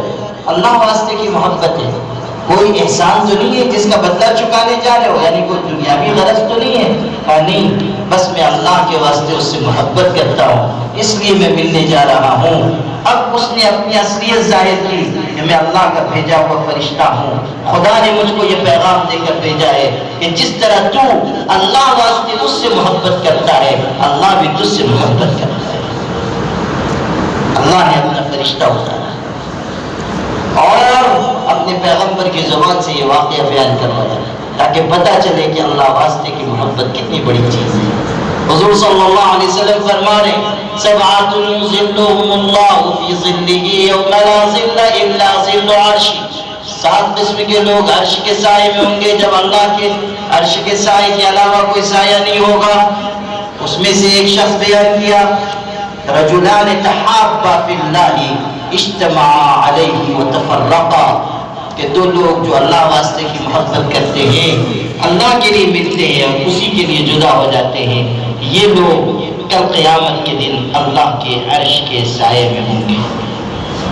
یہ اللہ واسطے کی محبت ہے، تو ہم ایک دوسرے سے قریب ہوں، ایک دوسرے سے محبت کریں، معاملات کو صاف رکھیں، معاشرت کا حسن اختیار کریں۔ مسلم پرسن اللہ کوشش کرتا ہے کہ طبقات کو قریب کیا جائے، لوگوں کو قریب کیا جائے، آپس کے اختلافات کو دور کیا جائے، اجتماعیت قائم کی، اور اس میں الحمدللہ وہ بہت حد تک کامیاب ہے۔ تیسرا بڑا کام مسلم پرسن اللہ بورڈ کا اصلاح ملت کا ہے۔ پہلا کام تحفظ شریعت، دوسرا کام وحدت ملت، اور تیسرا کام اصلاح امت۔ جو برائیاں پھیل رہی ہیں، جو خرابیاں آ رہی ہیں، ان کو روکنے کی کوشش کی جائے، ان کے خلاف محاذ قائم کیا جائے۔ کتنی برائیاں پھیل رہی ہیں، کہیں عقیدے کی خرابی ہے، کہیں معاملات کی خرابی ہے، کہیں معاشرت کی خرابی ہے، کہیں خاندانی نظام بکھر رہا ہے، کہیں تجارت اسلامی نہیں۔ ہماری کتنی بہنیں ہیں جو ارتداد کے راستے پر جا رہی ہیں، ملک کے مختلف علاقوں سے خبریں مل رہی ہیں، آ چکی ہیں، ہزاروں ہزار مسلمان لڑکیاں مرتد ہو چکی، غیروں کے ساتھ جا چکی، بے حیائی کا نتیجہ اس شکل میں ظاہر ہو رہا ہے۔ اور آپ سے میں عرض کروں کہ مسلمانوں کے جو اجتماعی معاملات اور جو ان کے خانگی مسائل اور جو ان کی معاشرتی خرابیاں ہیں، انہی نے یہ دن ہمیں دکھایا ہے کہ ہماری بچیاں غیروں کے ساتھ جائیں۔ یہ صرف یہ نہ کہیے کہ وہ دشمنوں کی سازش ہے اس لیے ایسا ہو رہا ہے۔ میں پونا گیا ہوا تھا، مہاراشٹر میں مشہور شہر ہے، وہاں بڑے بڑے کالج ہیں۔ پونا کالج کے ایک پروفیسر مجھ سے ملنے کے لیے آئے، انہوں نے کہا کہ آپ نے ارتداد کے مسئلے پر یہاں جلسے میں اظہار خیال کیا اور بڑی اچھی باتیں آپ نے کہی۔ آپ کو میں ایک واقعہ اسی سے جڑا ہوا سنانا چاہتا ہوں۔ میں نے کہا بتائیے۔ انہوں نے کہا کہ ایک میرے پاس پڑھنے والی ایک بڑی ذہین طالبہ تھی، اور وہ بڑی شریف با کردار تھی، اور اس نے پڑھائی مکمل کی، اور کئی مہینے کے بعد مجھ کو خبر ملی کہ اس نے کسی ہندو سے شادی کر لی، تو مجھ کو بہت دکھ ہوا، اور یہ بھی احساس ہوا کہ وہ تو بڑی شریف تھی اور با کردار تھی اور پڑھنے میں بھی بہت آگے تھی، ایسا کیسے ہو گیا؟ تو میں نے اس کو فون کیا اور پوچھا کہ تم نے ایسا غلط قدم کیسے اٹھا لیا؟ تم تو شریف با کردار لڑکی تھی، تمہارا ریکارڈ بہت صاف تھا، تم پڑھائی میں بہت آگے تھی۔ تو اس نے کہا کہ پروفیسر صاحب، اصل بات یہ ہے کہ میری شکل و صورت واجبی ہے، اور آپ جانتے ہیں میں پڑھنے میں بھی ممتاز ہوں، اور میں نے تعلیمی زمانے میں بھی اچھی طرح زندگی گزاری، شرافت سے، اخلاق سے، لیکن صرف اس لیے کہ میری شکل و صورت واجبی ہے، مجھ کو دیکھنے کے لیے 17 یا 22 گھرانوں سے لوگ آئے، ناشتہ کر کے کھا پی کے چلے گئے اور مجھ کو مسترد کر دیا۔ اب جب میرا سماج مجھ کو اپنانے کے لیے تیار نہیں ہے تو میں نے دوسرے سماج میں پناہ ڈھونڈی، تب میں نے دوسرے سماج میں پناہ ڈھونڈی۔ یہ صورتحال ہو رہی ہے، مختلف اسباب ہیں اس ارتداد کے پیچھے۔ بربنی ایک شہر ہے، وہاں جانا ہوا، جو اصلاح معاشرہ کا کام کرنے والے احباب ہیں انہوں نے سنایا کہ ہمارے ہاں 2 سگی بہنیں مسلمان جوان وہ بدکاری کرتی ہوئی فلاں ہوٹل میں غیر مسلموں کے ساتھ پکڑی گئی۔ جس نے سنا لاہور پڑا، لیکن جب تحقیق کی گئی تو پتہ چلا کہ ان دونوں بہنوں کی ایک چچا زاد بہن جو ان سے عمر میں بڑی، اس کی نسبت طے ہوئی تھی، شادی طے ہوئی تھی، اور باپ اس کا فالج زدہ بستر پر ہے۔ جہاں نسبت طے ہوئی، ان لوگوں نے نکاح سے چند دن پہلے کہہ دیا کہ جب تک مہاراجہ پلنگ جہیز میں نہیں دیا جائے گا ہم لڑکی کو رخصت کر کے نہیں لے جائیں گے۔ مہاراجہ پلنگ 75,000 لاکھ روپے کا ہوتا ہے، وہ بیچارے غریب لوگ، باپ اس لڑکی کا بستر پر، لوگوں کے سامنے ہاتھ پھیلایا گیا، کسی نے مدد نہیں کی۔ اب صورتحال یہ ہوئی کہ یہ دونوں بہنیں جو سگی بہنیں آپس میں، اور ان کی بڑی چچا زاد بہن وہ تھی جس کے ساتھ یہ حادثہ پیش آیا، ان دونوں بہنوں نے یہ طے کیا کہ ہم جسم بیچنا شروع کریں، پیسے جمع کریں، اور پھر اپنی بہن کو جہیز دے کر رخصت کریں تاکہ ہمارے نکاح کا بھی انتظام ہو سکے۔ یہ ہمارے سماج کی صورتحال ہے۔ یہ جہیز کا لین دین، یہ مطالبات، اس نے ہم کو کہاں پہنچایا ہے؟ آپ دیکھیے کہ کتنی بچیاں اسی جہیز کے لین دین کی وجہ سے تباہی اور بربادی سے دوچار ہو گئی، کتنوں نے خودکشی کر لی، کتنی بن بیاہی بیٹھی ہوئی ہیں۔ اللہ کے بندو غور کرو کہ ملت حرص و ہوس کے کس راستے پر جا رہی ہے، کیسا لالچ پیدا ہو گیا اور کیسا ظلم و ستم پیدا ہو گیا۔ ایک خاتون کے بارے میں پتہ چلا کہ 12 سال ہو گئے شادی کو، بچے ہو گئے، اولاد ہو گئی، وہ کہہ رہی ہے کہ میری حالت اب بھی یہ ہے کہ سسرال والے مجھ کو جہیز کم لانے کا تانا دیتے ہیں، میں کیا کروں، کیسے زندگی گزاروں؟ ایسی جاہلیت ہمارے سماج میں آئی ہے۔ ہمارے مالیگاؤں میں ایک اچھی تعلیم یافتہ خاتون تھی، نکاح ہوا، چند سال گزرے، اس نے خودکشی کر لی، اور لوگوں کو بڑی حیرت ہوئی۔ میں نے معاملے کی تحقیق کی تو پتہ چلا کہ وہ بیچاری لاولد تھی، اولاد نہیں ہوئی، کئی سال نکاح کے بعد گزر گئے، تو سسرال والے تانا دیتے تھے کہ یہ بانجھ ہے اور اس کی اولاد نہیں پیدا ہوتی۔ اٹھتے بیٹھتے اتنا تانا دیا گیا کہ وہ ڈپریشن کا شکار ہو گئی، بالآخر اس نے خودکشی کر لی۔ ہمارے سماج میں یہ ہو رہا ہے۔ یہ جہیز کا لین دین ہم کہاں سے لے کر آئے؟ قرآن نے تو کہا تھا الرجال قوامون علی النساء بما فضل اللہ بعضهم علی بعض وبما انفقوا من اموالهم۔ جو مردوں کو تھوڑی برتری دی گئی ہے وہ اس لیے کہ وہ مال خرچ کرتے ہیں، مال خرچ کرتے ہیں، لیکن اب تو الٹا ہو رہا ہے، مال لڑکی والوں سے وصول کیا جائے اور لڑکے والے بھکاری بن گئے۔ جہیز کے مطالبات پہلے تو یہ ہوتا تھا کہ بائک دے دو، ٹی وی دے دو، ریڈیو دے دو، اب تو لوگ جہیز میں جہاز مانگنے لگے کہ ہم کو جہاز، اور مطالبات کی فہرست لمبی ہوتی جاتی ہے، اور اس کی وجہ سے غریبوں کے جنازے اٹھ رہے ہیں۔ میر تقی میر کتنے بڑے شاعر تھے، اکلوتی بیٹی تھی، جہیز کا انتظام نہیں تھا، غریب انسان تھے، کہیں سے قرض لے کر انتظام کیا، بیٹی کو رخصت کر دیا، بیٹی تو بیاہ کر چلی گئی لیکن ان کے پیچھے قرض والے لگ گئے، بیٹی وہ کہیں سے پتہ چل گیا کہ باپ کو لوگ پریشان کر رہے ہیں اور میری وجہ سے انہوں نے قرض لیا تھا. بیٹیاں نازک دل کی ہوتی ہیں، ماں باپ سے محبت کرنے والی، ان پر جان چھڑکنے والی. بیٹی کو احساس ہوا کہ میری وجہ سے باپ پریشان ہے، وہ بیچاری اندر ہی اندر بھولنے لگی، بیمار ہو گئی صدمے کی شدت کی وجہ سے. جب دن گزرا صدمے کی وجہ سے اس کا انتقال ہو گیا. اب آپ غور کیجئے کیسا نازک وقت ہے. جس بچی کو لباس عروسی میں رخصت کیا تھا، کفن میں لپٹی ہوئی اس کی لاش باپ کے دروازے پر ہے. باپ نکلتا ہے، کفن ہٹا کر اپنی بیٹی کا منہ دیکھتا ہے. اس کے بعد کیسا پردرد شعر کہتا ہے، اب آیا ہے خیال اے آرام جا اس نامرادی میں. اب آیا ہے خیال اے آرام جا اس نامرادی میں. کفن دینا تجھے بھولے تھے ہم اسباب شادی. یعنی ایک چیز باقی رہ گئی تھی جو ہم تیرے جہیز میں نہ دے سکے، کفن دینا تجھے بھولے تھے ہم اسباب شادی. کون اندازہ کرے گا ان گھرانوں کا جہاں غربت کی وجہ سے حالات خراب، معاملات و مسائل الجھے ہوئے. میرے بھائیوں، مسلمانوں میں جو خرابیاں پھیل رہی ہیں ان کو دور کرنے کے لیے اصلاح معاشرہ کی کوششوں کو مضبوط کرنا ضروری ہے. ہر عالم اور عامی، ہر پڑھا لکھا اور بے پڑھا لکھا، ہر امیر اور فقیر اپنے آپ کو تیار کرے کہ وہ خود بھی اچھی زندگی گزارے گا اور دوسروں کو بھی راہ راست کی طرف بلائے گا. عبادت بھی پختہ ہو، معاملات بھی صاف ہو. یہ نہیں کہ عبادت تو بڑی اچھی ہے، نماز پڑھ رہے ہیں، روزہ رکھ رہے ہیں، اور جہاں معاملات کی بات آئی تو معلوم ہو رہا ہے کہ ان کا دین صرف ان کی زبان تک ہے، ان کا دین اندر نہیں ہوتا. بہت سے لوگ ہوتے ہیں نمازی دیندار ہیں لیکن معاملات میں اللہ ہو، معاملات میں خرابی خرابی.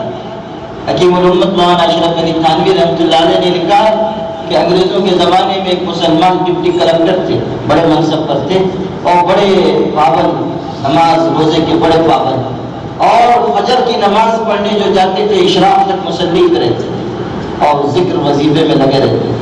اور معاملات کا حال یہ تھا کہ ان کے دفتر میں جو فائلیں رکی ہوئی ہوتی تھی، آگے نہیں بڑھ رہی ہوتی تھی، تو لوگ ان کے پاس آتے تھے. معلوم تھا کہ یہ نماز پڑھ کے مسجد ہی میں رہتے ہیں فجر کے وقت اور اشراق تک. تو لوگ آتے تھے اور کہتے تھے کہ جناب وہ آپ کے دفتر میں ہماری فائل ہے، ذرا اس کو آگے بڑھا دیجیے.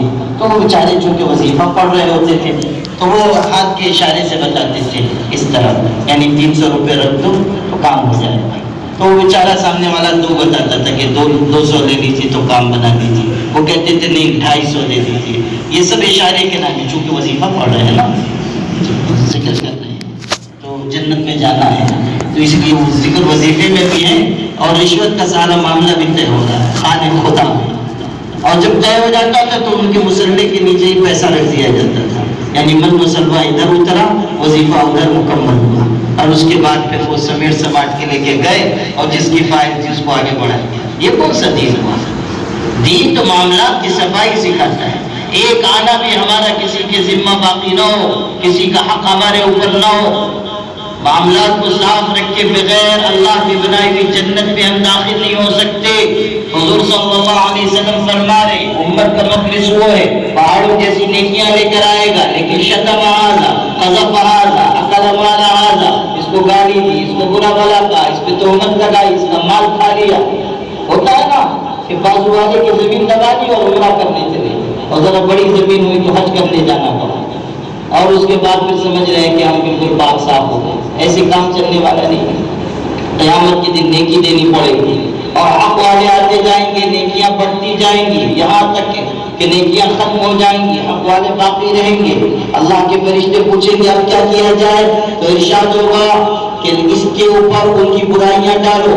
ثم طرحت علیہ ثم طرح فی النار، ان کے گناہ اس کے سر ڈالے جائیں گے اور اس کو جہنم میں ڈالے جائیں گے.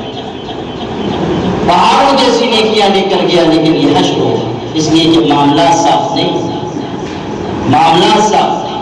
حضور اکرم صلی اللہ علیہ وسلم کے معاملات کی صفائی دیکھیے. آپ بیمار ہیں، سخت بیمار ہیں، نقاہت ہو گئی ہے، لوگوں کے سہارے سے چل رہے ہیں. وفات سے پہلے مسجد میں تشریف لائے، آخری تقریر آپ نے فرمائی، مختصر صحابہ کو جمع کیا، فرمایا کہ اب دنیا سے جانے کا وقت قریب آ چکا ہے، اگر تم میں سے کسی کا مجھ پر حق ہے دنیا میں لے لے، آخرت کے لیے اٹھا کر نہ رکھے۔ اعلان کر رہے ہیں صحابہ کرام رو رہے ہیں، حضور اعلان کر رہے ہیں کسی کا حق ہے مجھ سے وصول کر لے۔ پھر آپ جب دنیا سے تشریف لے گئے، حضرت علی نے اعلان کیا کہ اگر کسی کا حق حضرت پر ہو ہم وارث ہیں، ہم سے آ کر لے جائے۔ صرف ایک دفعہ نہیں، بار بار اعلان کروایا، یہاں تک کہ ایک شخص کو متعین کیا کہ حج کے موسم میں عرفات کے میدان میں جا کر اعلان کرو کہ اگر کسی کا کوئی حق ہو تو ہم سے آ کر لے جائے۔ ہر سال اعلان ہوتا تھا۔ طبقات ابن سعد سیرت طیبہ پر لکھی گئی کتاب ہے، پڑھیے، اس میں لکھا ہوا ہے حضرت علی ہر سال اعلان کرواتے رہے جب تک زندہ رہے۔ جب شہید ہو گئے تو حضرت حسن ان کے بیٹے نے اعلان کروانا شروع کیا، پھر جب وہ شہید ہو گئے تو حضرت حسین نے اعلان کروانا شروع کیا۔ حضور صلی اللہ علیہ وسلم کے دنیا سے جانے کے تقریباً 40 سال بعد تک ان کے وارثوں نے اعلان کروایا کہ اگر کسی کا کوئی حق ہو تو آ کر ہم سے لے جائے۔ ہے صفائی معاملات کا اس سے اونچا کوئی معیار؟ آپ نے بتایا معاملات کو کس طرح صاف رکھا۔ آج ہم تجارت کر رہے ہیں، دوسروں کا حق دبا لیتے ہیں، پارٹنرشپ کر رہے ہیں، اس کی شرائط، قواعد، ضوابط کا خیال نہیں رکھتے، اپنی مرضی سے قاعدے قانون وضع کر لیتے ہیں۔ یہ سب چلنے والا نہیں ہے، قیامت کے دن پکڑ ہوگی اور عبادتیں سب دھری رہ جائیں گی، معاملات کی خرابی جہنم میں لے جائے گی۔ اس لیے معاملات صاف رکھیں۔ شاہ عبدالعزیز رحمۃ اللہ علیہ کے ملفوظات میں غور سے سنیے، شاہ ولی اللہ کے بیٹے، شاہ ولی اللہ کے صاحبزادے اور جانشین بیان کرتے ہیں کہ ہمارے گھر میں ایک خاتون تھی، کام کرنے والی نوکرانی، اور اس نے پوری زندگی ہمارے گھر میں گزاری، بوڑھی ہو گئی، ہمارے گھر ہی میں اس کا انتقال بھی ہوا۔ جب اس کے انتقال کا وقت آیا، بے پڑھی لکھی تھی، معمولی نماز روزہ کر لیتی تھی، بس کوئی بہت دیندار بھی نہیں، پرہیزگار بھی نہیں، لیکن جب آخری وقت آیا تو اچانک عربی بولنے لگی، کہنے لگی لا تخافی ولا تحزنی، مت غم کرنا، مت ڈرنا، الفاظ بھی وہ جو بشارت کے، وہ جو قرآن میں ہے، ان الذین قالوا ربنا اللہ ثم استقاموا تتنزل علیہم الملائکہ الا تخافوا ولا تحزنوا وابشروا بالجنة التي كنتم توعدون نحن اولیاؤکم فی الحیاة الدنیا وفی الآخرہ ولکم فیہا ما تشتہی انفسکم ولکم فیہا ما تدعون نزلا من غفور رحیم۔ یہ زبردست بشارت کے الفاظ ہیں کہ جب انتقال کا وقت آتا ہے ایمان والوں پر، استقامت والوں پر فرشتے آ جاتے ہیں اور بشارت دیتے ہیں، غم مت کرنا، فکر نہ کرنا، تم کو جنت ملنے والی ہے، پریشان نہ ہونا۔ وہ بشارت کے الفاظ اس نوکرانی کی زبان پر عربی کہہ رہی، لا تخافی ولا تحزنی، نہ ڈرنا، نہ غم کرنا۔ لوگ حیران ہوئے۔ شاہ عبدالعزیز کہتے ہیں میرے چچا شاہ اللہ کو بلایا گیا کہ وہ مرتے دم نوکرانی عربی بول رہی، وہ آئے، انہوں نے کہا تم یہ الفاظ کیسے کہہ رہی ہو، تم تو عربی نہیں جانتی۔ اس نے کہا میں نہیں کہتی، اللہ کے فرشتے آئے ہوئے ہیں، وہ مجھ سے کہہ رہے ہیں، خدا کے فرشتے کہہ رہے ہیں، میں تو دہراتی ہوں۔ کہا اچھا پوچھو کہ تمہیں یہ بشارت کیسے ملی؟ تو وہ کہنے لگی، کہتے ہیں کہ تم نے یاد کرو تم ایک دن سودا لانے گئی تھی اور اسی گھر کا سودا لانے بازار گئے اور گھی کا تم نے ایک ڈبہ خریدا تھا اور سردی کا زمانہ تھا، گھر لا کر تم نے جمے ہوئے گھی کو پگھلایا تو اس ڈبے کی تہ میں سے ایک سونے کا سکہ نکلا، اشرفی، اور سونے کا سکہ ہوتا تھا اشرفی۔ تمہارے دل نے یہ چاہا کہ چھپا لو، بچوں کے کام آ جائے گا، لیکن پھر خیال آیا کہ میرا اللہ مجھ کو دیکھ رہا ہے، میرا اللہ کب قیامت کے دن پوچھے گا۔ بس تم نے خوف خدا کی وجہ سے وہ اشرفی لے جا کر دکاندار کو واپس کر دی، بس اسی دن تیرے پروردگار نے فیصلہ کر دیا تھا کہ تو جنتی ہو، جنتی ہو۔ معاملات کی صفائی عبادت میں کمزور ہے، لیکن معاملات کی صفائی نے یہ مقام دیا ہے کہ آخری وقت میں خدا کے فرشتے کہہ رہے ہیں لا تخاف ولا تحزن، تو معاملات کو صاف رکھو، معاشرت کو پاکیزہ بناؤ، ایک دوسرے کے ساتھ رہن سہن کیسا ہو، تعامل کیسا ہو، ایک دوسرے سے کیسے محبت کی جائے، یہ اسلام ہے، یہ دین ہے، یہ دین کی خوبصورتی ہے۔ مسلم پر سے اللہ بول چاہتا ہے کہ ہمارا معاشرہ پاکیزہ بنے اور ہمارے معاشرے میں شفافیت آئے، ایک ایک مسلمان دوسرے مسلمان کے لیے معاون، حامی، ناصر بن جائے اور ایک ایسا پاکیزہ سماج تشکیل پائے جس میں اخوت ہو، ایک ایسا پاکیزہ سماج جس میں پاکیزگی ہو، ایسا سماج جس میں سادگی ہو۔ آسان نکاح مہم بھی مسلم پرسنل لا بورڈ چلا رہا ہے۔ یہ جو نکاح میں شادی بیاہ میں بہت اونچ نیچ ہوتی ہے اور رسوم رواج، اس کے خاتمے کے لیے بھی مسلم پرسنل لا بورڈ پورے ملک میں الحمدللہ ایک مہم چلا رہا ہے۔ اور مجھے یہ کہنے میں بہت خوشی ہے کہ الحمدللہ اس مہم کے نتیجے میں سینکڑوں نکاح سادگی کے ساتھ، کم خرچ کے ساتھ، بغیر لین دین کے ہوئے اور ہو رہے۔ ضرورت ہے کہ ہر علاقے میں اصلاح معاشرہ کے کام کو مضبوطی عطا کی جائے۔ آپ لوگوں کے علاقے میں بھی جو یہ اصلاحی کمیٹیاں ہیں، یہ مسلم پرسنل لا بورڈ کی تحریک ہی پر بنی تھی۔ بہت سے لوگ آپ میں سے نہیں جانتے ہوں گے، حضرت مولانا غلام رسول خاموش رحمۃ اللہ علیہ نے یہ کمیٹیاں بنائی تھی مسلم پرسنل لا بورڈ کی تحریک پر، اور وہ باضابطہ اس کی رپورٹ بھیجتے تھے۔ جب بورڈ کے اجلاس میں آتے تھے تو کارگزاریاں سناتے تھے، لیکن جب سے وہ دنیا سے تشریف لے گئے وہ سلسلہ ختم ہو گیا۔ آپ حضرات کے یہاں کہیں کمیٹی ہے، کہیں نہیں ہے، کہیں کمزور ہے، کہیں طاقتور ہے، تو آپ حضرات کی ذمہ داری ہے کہ اس سلسلے کو مضبوط کیجیے اور مسلم پرسنل لا بورڈ سے اس کو جوڑی۔ علماء کرام سے درخواست کرتا ہوں کہ اس پر توجہ دیں کہ اسلام کی جو کوششیں ملکی سطح پر ہو رہی ہیں، اس سے ہم اس علاقے کی کوششوں کو بھی جوڑیں اور بہترین نظام قائم کریں تاکہ سادہ آسان نکاح بھی رواج پائے اور خرافات بھی مٹ جائے، اور جو بدعات پھیل رہی ہیں یا جو گناہ کے کام پھیل رہے ہیں، جو جوانوں میں بے راہ روی آ رہی ہے، جو نشے کی لت پڑ رہی ہے یا بدکاری کی عادت پیدا ہو رہی ہے، اس پر قدغن لگے۔ اللہ تعالیٰ نے قرآن مجید میں صاف ارشاد فرمایا، یا ایھا الذین آمنوا کونوا انصار اللہ، ایمان والو اللہ کے دین کے مددگار بنو۔ یہ اصلاح کا کام، یہ دین کی دعوت کا کام، یہ خدمت کا کام، یہی اللہ کے دین کی مدد ہے۔ اس کام میں ہم لگیں گے، اللہ تعالیٰ ہماری نصرت فرمائے گا۔ اور یہ جو مشکل حالات ہیں، یہ جو آج ہم پر مصائب کے اور عالم کی بدلیاں چھائی ہوئی ہیں، مت گھبرائیے، مت مایوس ہوئیے، جو کرنے کا کام ہے ان کو انجام دینا شروع کیجیے۔ اللہ تعالیٰ ان حالات کو خود بخود تبدیل فرمائے گا۔ اللہ قادر مطلق ہے اور اللہ کے قبض قدرت میں تمام چیزیں ہیں۔ اللہ تعالیٰ سے بڑھ کر قوت والا کوئی نہیں ہے۔ کوئی مایوسی کی ضرورت نہیں ہے کہ جو آئے ہیں وہ جائیں گے نہیں، اور جو مسلط ہیں وہ ہمیشہ مسلط رہیں گے۔ ان سے بڑے بڑے ظالم آئے اور گئے، ان سے بڑے بڑے ستمگر آئے اور گئے۔ ہمیں اللہ کی ذات پر اعتماد کرنا چاہیے، توکل کرنا چاہیے، خدا کی طاقت پر بھروسہ رکھنا چاہیے اور اسی سے لو لگا کر آگے آنا چاہیے۔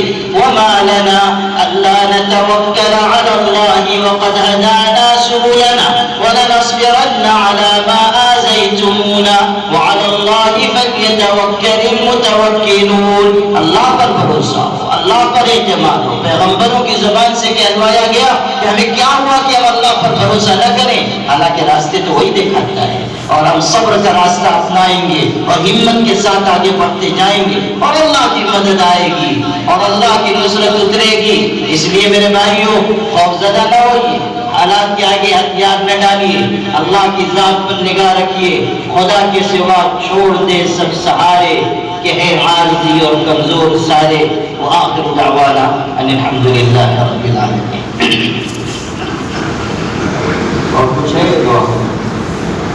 اللہم لک الحمد کما ينبغی لجلال وجہک وعظیم سلطانک، سبحان اللہ وبحمدہ عدد خلقہ ورضا نفسہ وزنة عرشہ ومداد کلماتہ۔ اللہم صل علی سیدنا محمد وعطرتہ بعدد کل معلوم لک۔ اللہم انت السلام ومنک السلام تبارکت یا ذا الجلال والاکرام۔ اے اللہ تو کریم ہے، تو رحیم ہے، تو ارحم الراحمین ہے، تیرے قبض قدرت میں ہماری جانیں ہیں۔ اللہ جو ملا ہے تیرے در سے ملا ہے، آئندہ جو ملے گا تیرے در سے ملے گا۔ تیرے در کے بھکاری ہیں، فقیر ہیں، مانگنے والے ہیں۔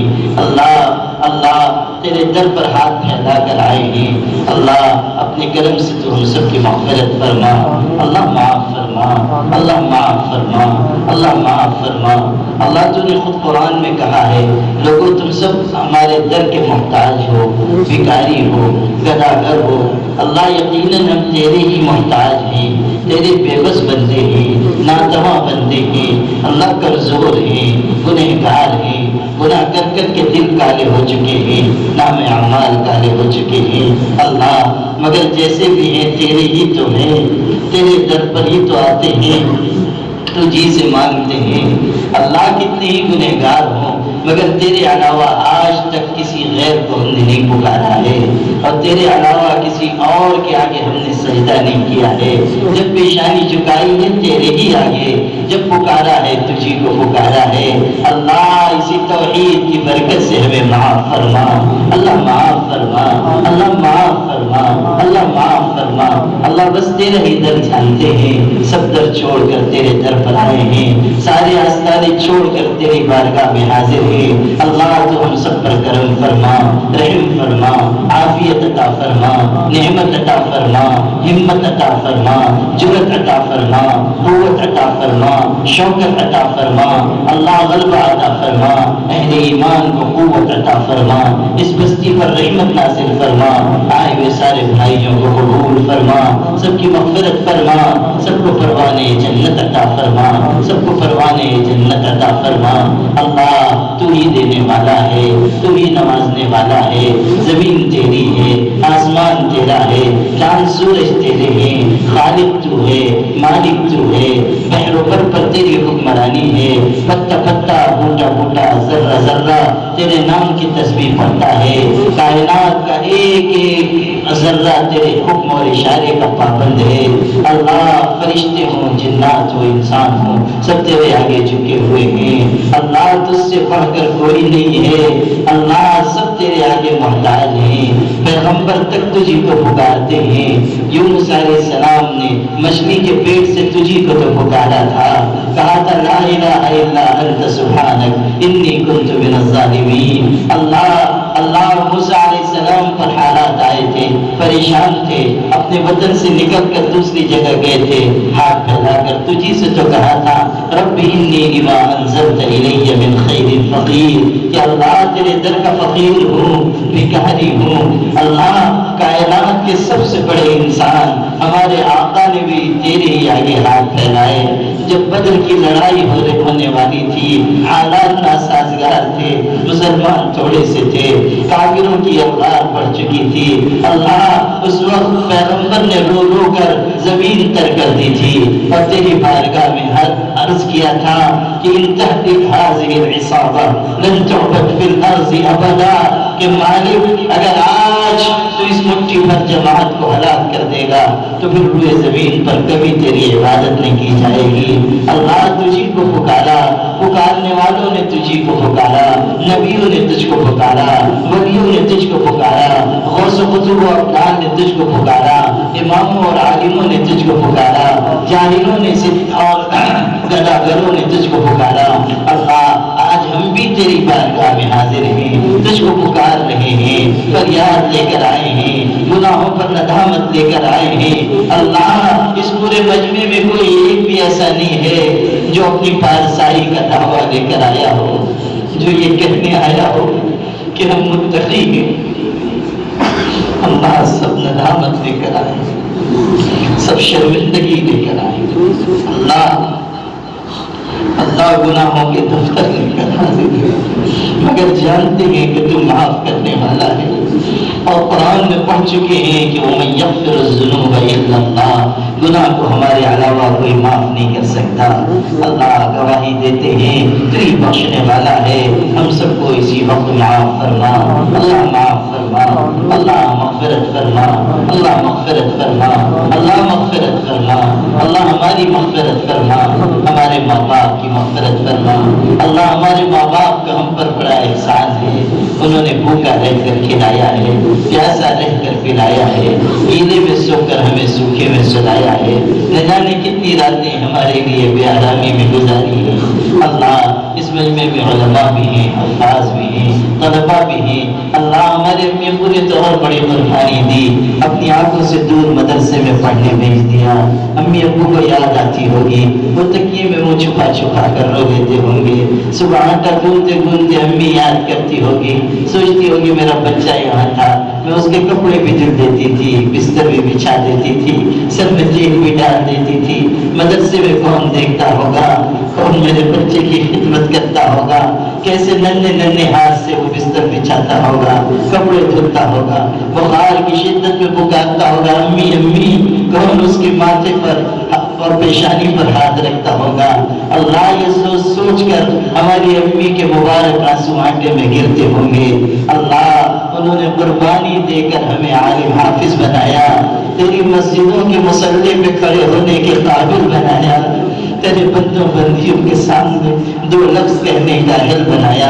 اللہ اگر ہمارے ماں باپ جاہل بھی ہوں تو ان کو معاف فرما، اللہ معاف فرما، انہیں اجر عظیم عطا فرما، خیر کثیر عطا فرما، زندہ ہوں تو ان کی عمر میں برکت عطا فرما، جا چکے ہوں اب دنیا سے رخصت ہو چکے ہوں تو اللہ ان کی قبر کو نور سے بھر دے، ان پر رحمت کی بارش برسا دے۔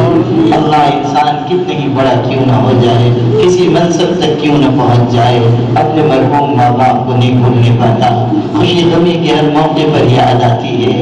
اللہ جب زمانے کی دھوپ ستاتی ہے تو وہ سایہ دار درخت یاد آتے ہیں۔ قریب جو ماں باپ چلے گئے ان ماں باپ کو جنت نصیب فرما، ان کے اگلے مرحلے آسان فرما، اور جو موجود ہیں ان کی عمر میں برکت عطا فرما۔ اللہ ہمارے اساتذہ اور مشائخ کو معاف فرما۔ اللہ ہم بھی آخرت کے مسافر ہیں، ایک ایک دن زندگی سے دور ہو رہے ہیں، موت سے قریب ہوتے جا رہے ہیں، کسی دن ہم بھی رخصت ہو جائیں گے۔ آج اپنے ہاتھوں سے نہا دھو کر کپڑے پہنتے ہیں، کل دوسرے لوگ کپڑے اتاریں گے، میت والا غسل دیں گے، کفن کی چادر اڑا دیں گے، اعلان ہوگا فلاں ابن فلاں دنیا سے رخصت ہوا۔ اللہ پھر ہمیں منو مٹی کے نیچے دبا دیا جائے گا۔ اللہ قبر میں کوئی دیکھنے والا نہیں ہوگا۔ آج چلتے ہیں تو دو چار آگے پیچھے ہوتے ہیں، بیمار ہوتے ہیں تو لوگ بیمار کرسی کے لیے آ جاتے ہیں، مگر اللہ قبر میں کوئی دیکھنے نہیں آئے گا، کوئی عذاب سے بچانے نہیں آئے گا، کوئی ہم پر ترس کھانے والا نہیں ہوگا۔ اللہ اس دن صرف تیری رحمت کا سہارا ہوگا، اس دن صرف تیرے کرم کا آسرا ہوگا۔ اس دن ہم سب کو معاف فرما، اللہ معاف فرما، اللہ معاف فرما، عذاب قبر سے حفاظت فرما، عذاب قبر سے حفاظت فرما، عذاب قبر سے حفاظت فرما، آخرت میں عزت عطا فرما، سرخروئی عطا فرما، اللہ میں معاملات کی صفائی عطا فرما، اخلاق کی عمدگی عطا فرما، اللہ سجدوں کی کثرت عطا فرما، تیرے آگے رونے والوں میں شامل فرما، گڑانے والوں میں شامل فرما۔ اللہ ہم سب کو تیرے محبوب بندوں میں شامل فرما، اپنی ولایت کا مقام عطا فرما، اپنی دوستی کا تاج عطا فرما، اللہ والوں کی صحبت عطا فرما۔ اللہ اس ملک میں اہل ایمان کو قوت عطا فرما۔ اللہ بہت مشکل دن آ گئے ہیں، بہت مشکل راتیں آ گئی ہیں، اللہ ستایا جا رہا ہے، مارا جا رہا ہے، تیرے گھروں پر حملے ہو رہے ہیں، تیرا پاک قرآن جلایا جا رہا ہے۔ اللہ اہل ایمان کو مار کر ان کی لاش پر ننگا ناچ ناچا جا رہا ہے۔ اللہ کس سے فریاد کریں، کس کے در پر جائیں؟ خدا بندہ کس کو اپنی مظلومیت کی داستان سنائے؟ خدا بندہ صرف تیرا نام لینے کی وجہ سے مسلمانوں کو نشانہ بنایا جا رہا ہے۔ اللہ اللہ ظالموں کو یہ کہنے کا موقع نہ دے کہ وہ مسلمانوں سے کہیں کہ کہاں ہے تمہارا اللہ جو تم کو ظلم سے نجات دے، کہاں ہے تمہارا پروردگار جو تم کو تمہاری تکلیف میں مدد کرے۔ اللہ تو دکھا دے کہ تو ہمارا والی و وارث ہے، تو ہم پر رحم کھانے والا ہے، تو ہمیں قوت دینے والا ہے۔ اللہ تیری طاقت سب سے بڑی طاقت ہے، اپنی طاقت ظاہر فرما، ظلم کا راستہ روک دے، ظلم کا راستہ روک دے، ظلم کا راستہ روک دے، ظلم کا راستہ روک دے۔ اس ملک میں امن و امان قائم فرما۔ اللہ اس بستی کے مسلمانوں پر رحمت نازل فرما۔ اللہ یہاں اخوت اور بھائی چارہ قائم فرما، آپس کے اتحاد و اتفاق قائم فرما، اختلاف کو دور فرما، انتشار کو دور فرما، آپس میں ایک دوسرے سے تال میل قائم کرنے کی توفیق عطا فرما۔ اللہ تمام اہل ایمان کو آپس میں متحد فرما، اللہ یکجٹ فرما، اللہ سیسہ پلائی ہوئی دیوار بننے کی توفیق عطا فرما۔ اللہ ہم سب کو اچھے اعمال کی کی توفیق عطا فرما، اللہ راتوں کو اٹھ کر رونے والا بنا، نمازوں کا فرائض اہتمام کرنے والا بنا، اللہ بندگی کا ذوق عطا فرما، ہماری اولاد کو ہر فتنے سے محفوظ فرما، انہیں علم عمل اخلاص کی دولت عطا فرما، دین پر ثبات سخاوت عطا فرما، حضور پاک صلی اللہ علیہ وسلم سے سچی محبت عطا فرما۔ اللہ انہوں نے کتنی قربانیاں دی ہیں، کتنے دکھ جھیلے ہیں، ہماری ہدایت کے لیے پتھر کھائے ہیں۔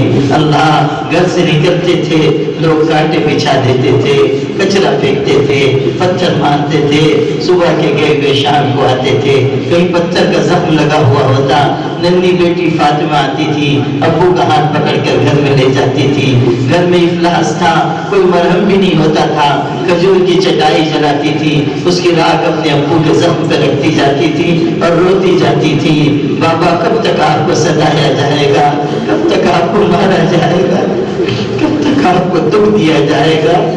اللہ اس وقت کائنات کا شفیق باپ اپنی بیٹی سے کہتا تھا صبر کرنا، ایک دن آئے گا تیرے باپ کا لایا ہوا دین دنیا کے ہر کچے پکے گھر میں داخل ہو جائے گا۔ اللہ اللہ ہمارے حضور پر اور ان کی آل و اولاد پر رحمت کی بارش برسا۔ اللہ اللہ ان کی سچی محبت عطا فرما، ان کی محبت میں جینا مرنا نصیب فرما، انہی کی امت ہیں اللہ، ان کی نسبت سے ہم سب پر اپنا خاص و خاص کرم نازل فرما، اس پورے مجمع کو قبول فرما، اس جلسے کا انتظام کرنے والوں کو اجر عظیم عطا فرما، مسلم پرسنل اللہ بورڈ کی حفاظت فرما، اس کو قوت عطا فرما، شوکت عطا فرما، استقامت عطا فرما۔ اللہ اپنے کرم سے ہمارے مدارس کی، مساجد کی، مقابر کی، معاہد کی حفاظت فرما، شخصیات کی، اکابر